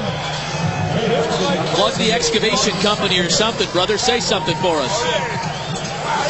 Got a chance for a free plug, too. Real satisfied looks all over the Los Angeles bench. They have done a fine job tonight. Scott Milanovic trying to take him the rest of the way on the ground. This is Rashaan Shehee once again. Quietly, Shehee having a solid night in place of the injured Saladin McCullough. Well, again, Mike, what we talked about earlier, that offensive line of Los Angeles has just totally dominated the San Francisco defensive line. Well, Big Daddy number 69, Jerry Kraft, said last week he was embarrassed. He said, you think we played badass Tommy Maddox? He had people in his face all night. We were ashamed of ourselves. We're going to make amends for it. Trust me. They have tonight. Big Daddy. Money. Interesting stat. They actually have more rushing yardage than passing yardage tonight. And this from a team that was last in the league in rushing. Well, here's what the XFL playoff situation will look like with a Los Angeles victory. Next Sunday in LA, LA will host New York or Chicago pending play tomorrow, and we'll talk about that in just a moment. Also, the other divisional game will feature San Francisco flying to the East Coast. That travel day, that long 3,000-mile trek, they'll have to take on Orlando at the Citrus Bowl, where they're undefeated. And not only are the Rage undefeated at home, they're beating their opponents by an average of 2 touchdowns a game. That's going to be tough duty for San Francisco tomorrow, especially coming off of this one. Next week, rather. That's not a good nut sign either. Maybe their best defensive lineman, Jermaine Miles, being taken out of the game. Jim Skipper, boy, he talked to him last night. So enthusiastic about his squad. Talked about them bringing the heat and having nothing to lose. They played just the opposite. Go. 44. 44. Shehee once again. Dancing around the outside. A few yards out there as Greg Williams knocks him out of bounds. We talked about what a tough task that's going to be for San Francisco in Orlando next week, guys. What does this Demons team have to do to beat the favorite in the East? Well, I think what they got to do offensively is stop the mistakes. Tonight they've gotten down into the red zone. They've gotten 2 intercepted passes when they've been there. And their defense has to get inspired. Their defense is not playing good football tonight. They got to pick it up, especially against the Orlando Rage offense. Jim Skipper likens him, says his greatest trait is as motivating. He needs to motivate these guys. They're missing the emotional component tonight. They have not brought that at all.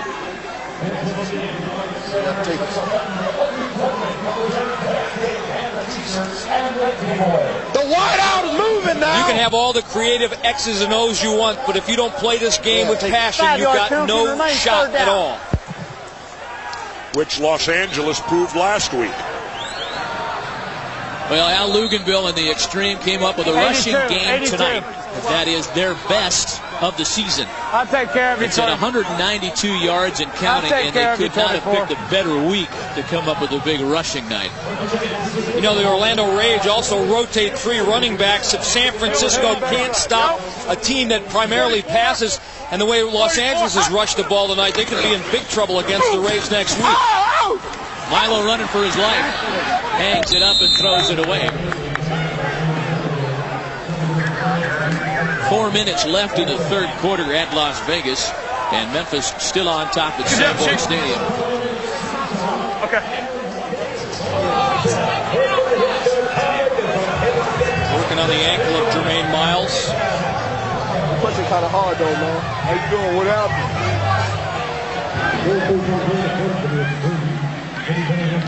There's Noel Prefontaine out to punt. It's a live ball at the 47-yard line. Jimmy the Jet Cunningham back to receive. Low snap. Prefontaine gets it away. Cunningham begins the return at his own 38. Gets it to the 41 before being dropped. LA are rolling tonight over their regional rivals. We'll be right back. Scott Milanovic mopping up for Tommy Maddox tonight. It's been all Los Angeles here at home. Coliseum hosting its final regular season game on the XFL schedule. There will be more football played here next week. No gain on the hand up the middle. We've got more Week 10 action coming up tomorrow. Tomorrow, the final playoff spot in the XFL's Eastern Division will be determined on the final day of the regular season. First up at 4 Eastern on TNN, the Hitmen play the Bolts in a must-win game to keep their playoff hopes alive. Then at 7 Eastern on UPN, the Chicago Enforcers have won 4 of their last 5. They've got a right to control their own fate. If they win, they're in as they face the Eastern Division champion Rage. Kelvin Anderson, a gain of 4. You know what's interesting, too? Chicago started the season off 0-4, so it's just remarkable that they can win tomorrow and be in the playoffs. Heck of a comeback for them.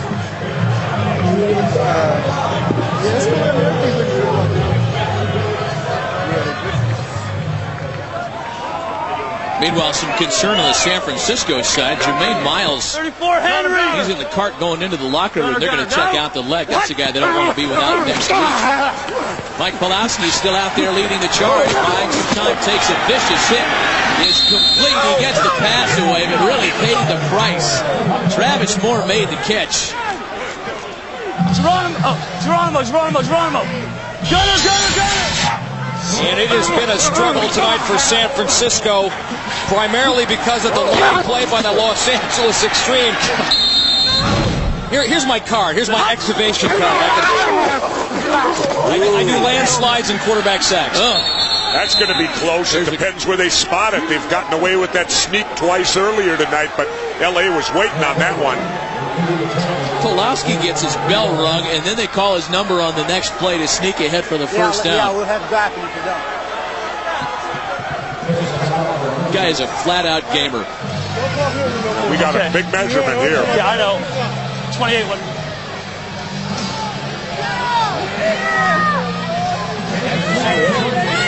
Those folks are making their playoff plans here in Los Angeles.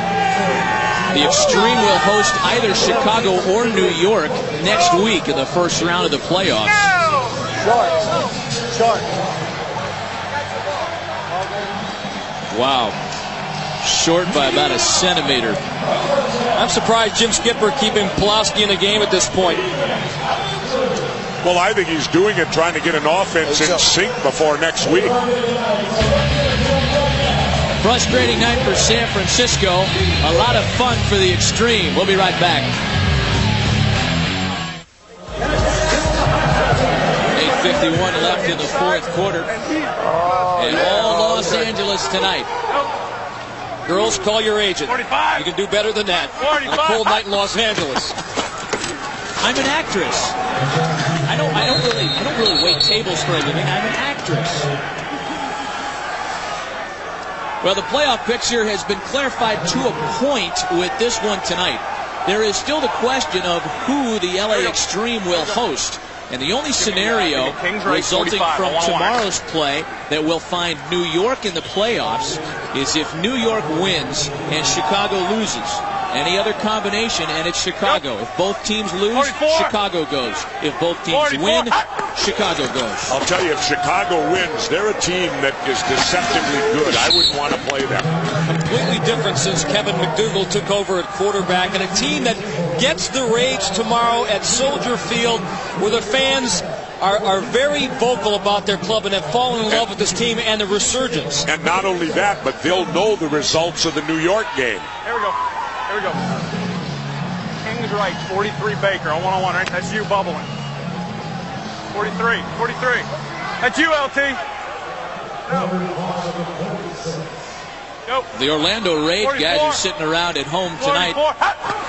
There's no doubt watching this one on the telly. That pass incomplete. And sizing up San Francisco as an opponent next week at home. They met in week 2. Mike Pawlawski threw 52 passes in that game. Orlando's actually watching tonight in Chicago. They're sitting around a hotel someplace tuned in, getting ready to take on the Enforcers at Soldier Field tomorrow. Job Galen Hall is done with that Orlando Rage team, and they haven't missed a beat, even though Jeff Brom went down. Brian Cooklick has come in at quarterback for Orlando and done quite a job. Prefontaine's punt. Return to the 23. We'll continue to talk about the playoff race in the XFL as we continue. We'll be right back. One Z middle captains on one, right? A change at quarterback. As you can see, Pat Barnes is replacing fellow Cal Berkeley and Mike Pawlawski. 398! 398 to the... Barnes has thrown 3 TD passes this year in 4 games. Gets one away and complete to Brian Roberson. Holding. A gain of 12, but a flag on the play. Roughing the passer on number 90, and you've got hold on 79, so we're just going to offset them. Replay, yeah. Come on, man. Well, you thought you did. Holding, number 79, personal foul, roughing the passer, number 90. They offset, replay first down. You know, as confident and able-bodied as Mike Pawlawski is at quarterback, Pat Barnes is that, and maybe a little more 165 jetting that flat on one, right? a little more upfront about it. Chicago. I don't know that I've heard a quarterback talk as much in this league to defensive backs, defensive ends, nose tackles as Pat Barnes will. 395. Fun to watch. Play action. Barnes down the middle of the field and complete to James Hunden. Hunden across the 50. Hunden still rolling and finally taken out of bounds at the 40-yard line. Mike, one of those nights where obviously a whole lot didn't go right, but I guess better to happen tonight than next week. Yeah, I would obviously be worse next week, but you never want to have a night like this. Just a bad night all around, mistakes everywhere, and we couldn't execute. Week 2 versus Orlando, you threw the ball 52 times. I'm assuming you don't want to have to do that again next week. Yeah, I'd rather not, but whatever it takes to win, you know, we have to go down there and be ready for it. Coach talked with you right afterwards. What did he say to you? Just that we didn't get it done. We have to look forward to getting it done next week.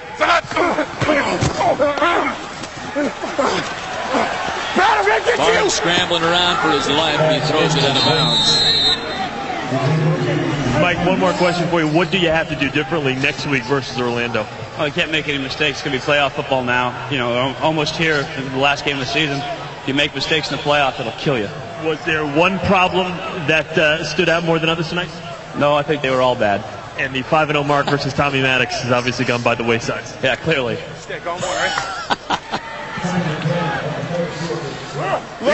You know, I would add to that San Francisco's just got to run the ball next week. They've struggled to find a running game really all year. Only 44 yards on the ground tonight. Barnes over the middle, complete to Hunt, and once again a small game.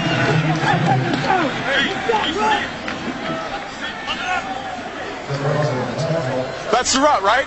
Okay. Here we go. Hey, give me a trio left. Give me a Panama 154 bad. Here we go. Trio left. Trio left. Panama 164 bad. On one. Ready? You know, a lot of the San Francisco players that we spoke to yesterday expressed a desire to win this thing today and bring a playoff game home to San Francisco because the Demon fans have been among the best and most vocal in the league. They're going to have to do it on the road next week, however, and Barnes goes down. Pac Bell Park, a sellout every time the Demons play there this year. They thought that was going to be enough incentive to get them through this game tonight. Obviously, Los Angeles had other ideas.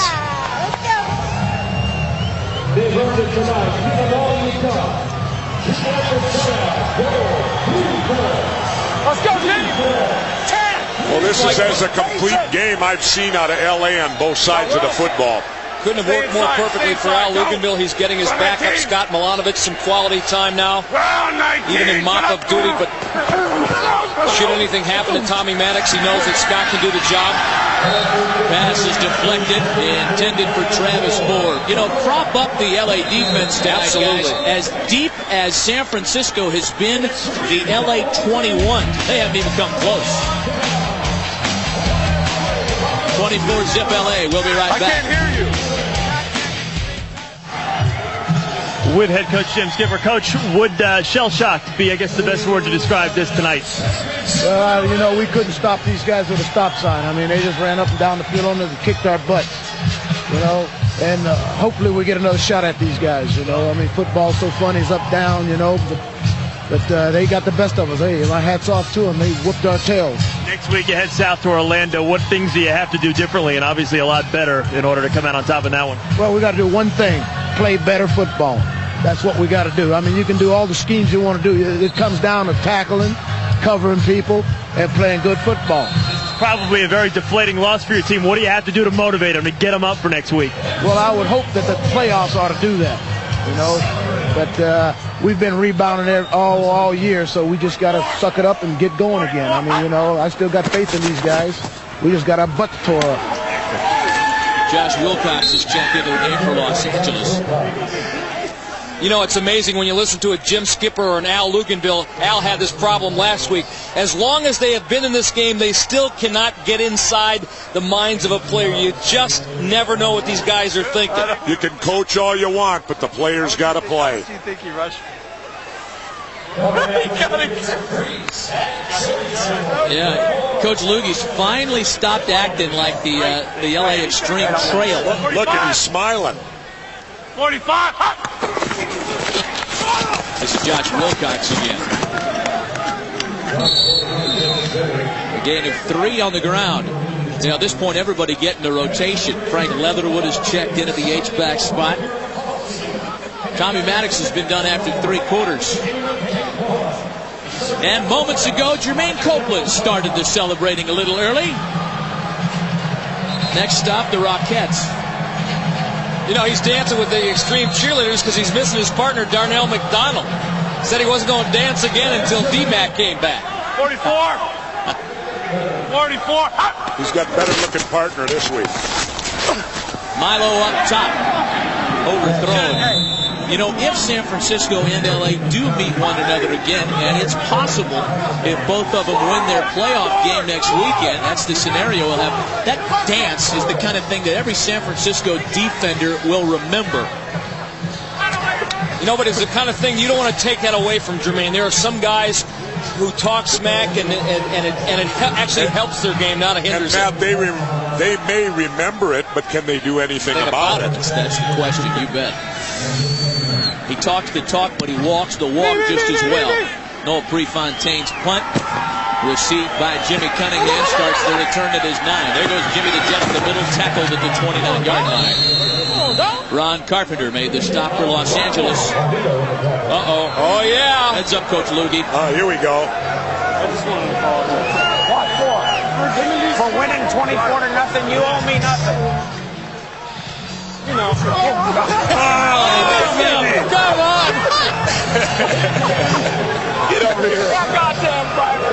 No, yeah, you want to do it. Nice job. Horrible execution of the Gatorade jump. And that's the only thing they've done horrible tonight. Dumping the Gatorade. Barnes' pass is knocked down by Dave Ritchie.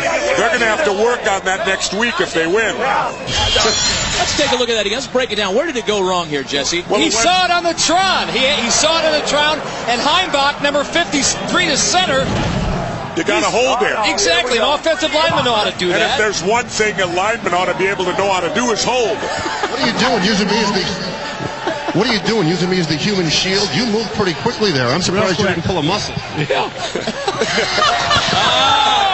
Oh, Rogie. Fred had to do the dirty work. Yeah. And we lost more sound equipment.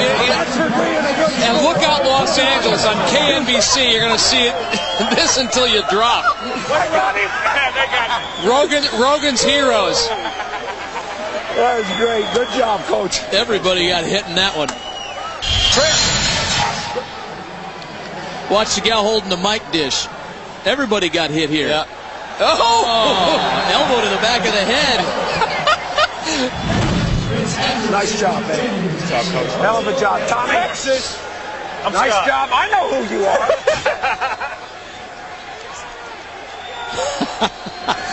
Well, they are about to become the inaugural XFL Western Conference champions. Hand off to Terry Battle. He scurries around the outside. That's good for a San Francisco first down. A flag on the play.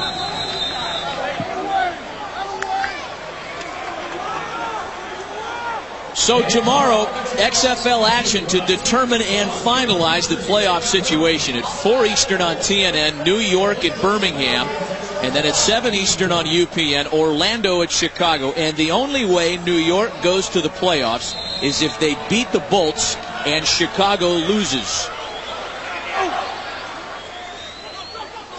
Be a lot of scoreboard watching around the XFL tomorrow. Terry Battle on the run. Time out. And they finally got their rushing game going with 2 minutes to go. You know, when we talk about Chicago, this was something you and I were talking about earlier, Mike, and Jesse, we all talked about this, the fact that the Enforcers have had the Burger King Offensive and Defensive Player of the Week for the last 2 weeks. That tells you how good this team's going of late. I wouldn't want to face Chicago if they win tomorrow, because with John Avery, and if he's healthy, he's dangerous. And if he's not healthy, LaShawn Johnson has proved that he can get the job done. And what we saw last week against New York, New Jersey, was that if something happens to Kevin McDougal, their backup, Craig Wellahan, can do the job as well. That's a two-headed monster at running back now in Chicago for Ron Meyer. We heard what you said last week about it's going to be easy. Was it that easy, baby? Was it that easy?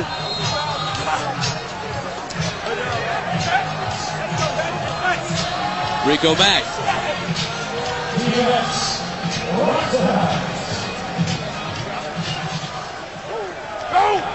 Tickets are on sale for next week's playoff game, by the way. You take care of that, Matt. You're the best at it. Little screen pass to Brandon Young. That'll be San Francisco at Orlando next Saturday night at the Citrus Bowl, where the Rage are undefeated. We talk about big crowds in San Francisco. Orlando fans have represented well. And then Easter Sunday here in Los Angeles. And it's like a great old wrestling announcer, Marty O'Neill, used to say, run, don't walk. Get those tickets. Pass complete to the 10 to James Hunden. But Easter Sunday here in L.A., either New York or Chicago to visit the extreme and unenviable playoff life considering how well LA has played tonight. Let's go back to week 2. If it is Chicago, the Enforcers came here, led the Extreme 25-12 before succumbing to a Tommy Maddox rally. He's got it. I know Hunter's got it in him. He's got it. He's got it in him. Well, this is the picture once again. We'll be in Orlando next weekend. A Saturday night start to bring you San Francisco at Orlando. UPN will carry the other playoff game on Easter Sunday. It's here in LA, either New York or Chicago, to try and handle this extremely good offense and defense after tonight. Can they hold the shutout here, though, guys? A little pride on the line with a minute to go. OG, backside, Dallas, 34 protection on one, right? Dallas, slant. I still can't get over Chicago 0-4. And with a chance to control their own destiny. If they win tomorrow, they go to the playoffs. What a great story. What a great turnaround by Ron Meyer. Barnes hangs it into the corner. Does Hunden have it in him, as he thought? Apparently not, as Clifton Abraham knocks it away from him.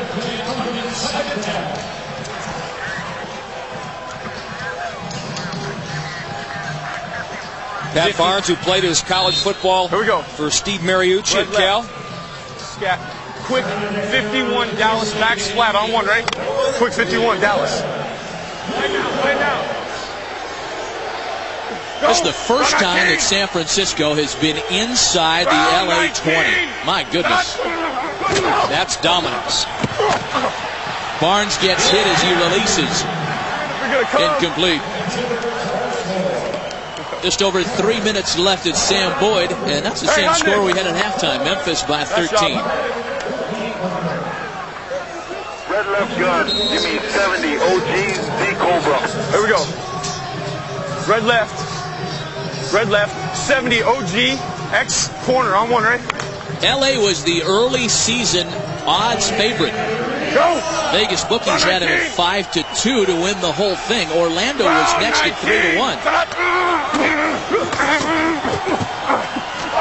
LA got off to a rough start.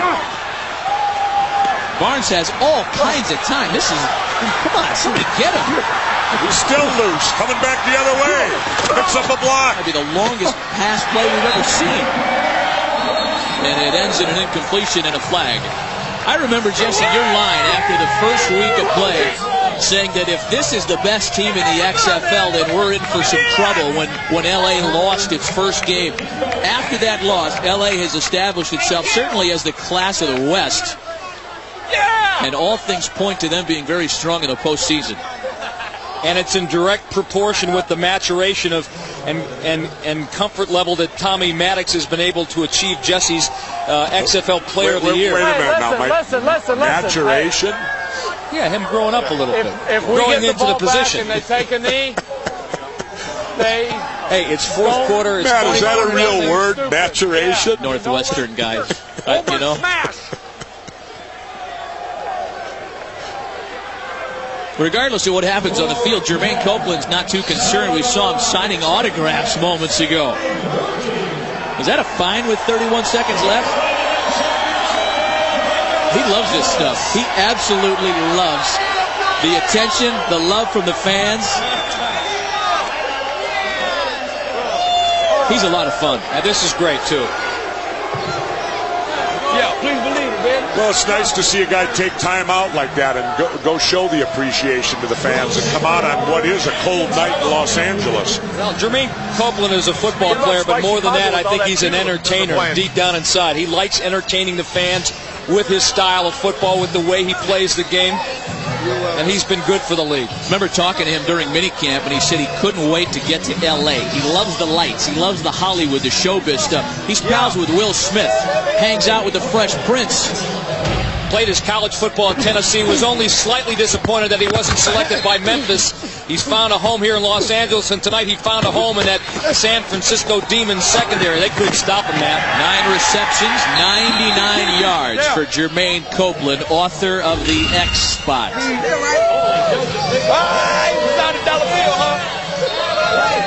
That's a good-looking do-rag, too. I used to wear those, you know, Matt, all the time. There was a day I wore those. I saw you on the Larry King show. They had some flashbacks to your days of yore. Miami. Yeah, but you said Chico's bail bonds on the top of it. Look at horns gathered in, if you will, by Jeff Russell.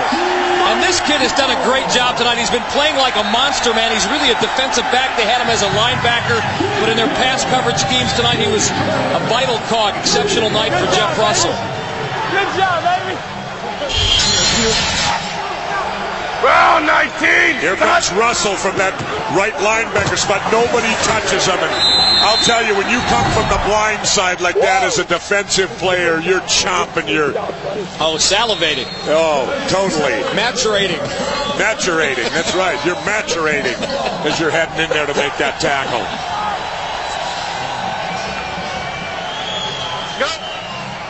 I think he's going to take a knee here. 44. Well, they stumbled last week and perhaps gave Al Luganville a little cause to pause, but L.A. has flat out dominated tonight. Al, congratulations on winning the Western Division. Yeah, it's something you get an opportunity at, and then to succeed, it's a great feeling, great feeling. I just can't say enough about these guys. We didn't play well a week ago. They came back, brought their A game tonight. Now, I know you're going to tell me it doesn't matter, but I'm going to ask you anyway. Who do you want to play next week, Chicago or New York? Who do you match up with? I think we match up well with both. You know, the team we don't match up with for whatever reason is Memphis, and they're in our own division. They're not going, so I don't. Right now, Chicago may be playing the best football in the league, and obviously we'd rather play somebody else if they're not playing as good. So I don't know. I'm just glad to be there. I know that you're not looking 2 weeks down the road, but what about Orlando? You've beaten Orlando already. The Raid's the #1 seed in the playoffs. Is anyone looking down the road at Orlando? I would hope not, because if they do, the only thing they'll see of Orlando is on TV. Coach, I appreciate your time, and next week you've got the Eastern Division second place club. Good luck. Thank you. All right. Appreciate it. Coach Al Luganville. Well, congratulations to Coach Al Luganville and the LA Xtreme for winning the Western Division. Mike Pawlawski's Demons are still involved in the postseason. Not time to pack it up quite yet. Tommy, last week the team struggled, obviously didn't play well. Tonight was a different ball game. Was this team on a mission tonight? Well, I think so. I think it was important for us to come back after last week and play well. You know, we knew we were in the playoffs, but you want to go in on a high note. And last week, you know, we just kind of had a letdown. But we came out, played hard tonight. Offensive line played great tonight. So they really controlled the line of scrimmage. We were able to move the ball. And now we just got to go in the playoffs and win 2 in a row.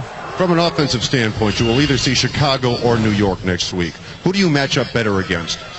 You know, I don't know. Both of them defensively are very talented. Their up front people are very talented. So we just got to wait and see who we're going to get. It's hard to say because they kind of play a similar style. I think whoever's in here, we're just going to have to match up against them and go out there and play as hard as we can. Momentum is critical at this point in the season as you enter the playoffs. After a victory like the one tonight, does this team now have the momentum necessary? Well, it was a good start to it. You know, I think we got to come out next week and continue to start strong and get up on whoever we're going to play. And you know, I would say we have more momentum than we had last week. Tommy, thanks very much. All right, thank you. Tommy Maddox and the Xtreme make a statement with a 24-0 shutout win to win the division tonight. We'll be right back. The Los Angeles Xtreme has shut out the San Francisco Demons at the LA Coliseum tonight.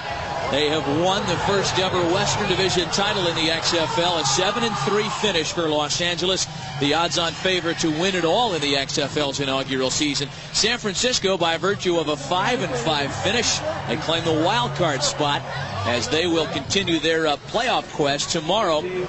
They'll sit around and do some scoreboard watching, as everybody will. San Francisco knows, however, that they will be going to Orlando. Los Angeles waits for an opponent. That's right, baby. The Fat Boys won it. The Fat Boys won it on both sides of the football for Los Angeles. If Chicago wins tomorrow, They come to L.A. Atlanta, beautiful people. You gotta love it. What's up, baby? If New York wins and Chicago loses, it'll be the Hitmen that come to Los Angeles next week. This is a look at the playoff picture. Next week, next Saturday, we'll be in Orlando to bring you the Demons and the Rage. On UPN on Easter Sunday, it'll be either New York or Chicago here in Los Angeles.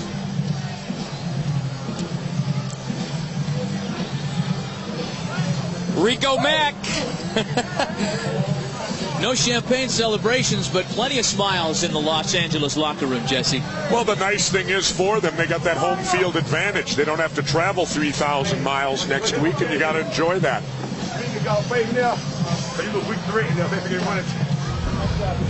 Don't forget the XFL playoffs kick off next Saturday at 8 Eastern, 5 Pacific on NBC. You'll see the Demons take on the Orlando Rage in the playoffs next week.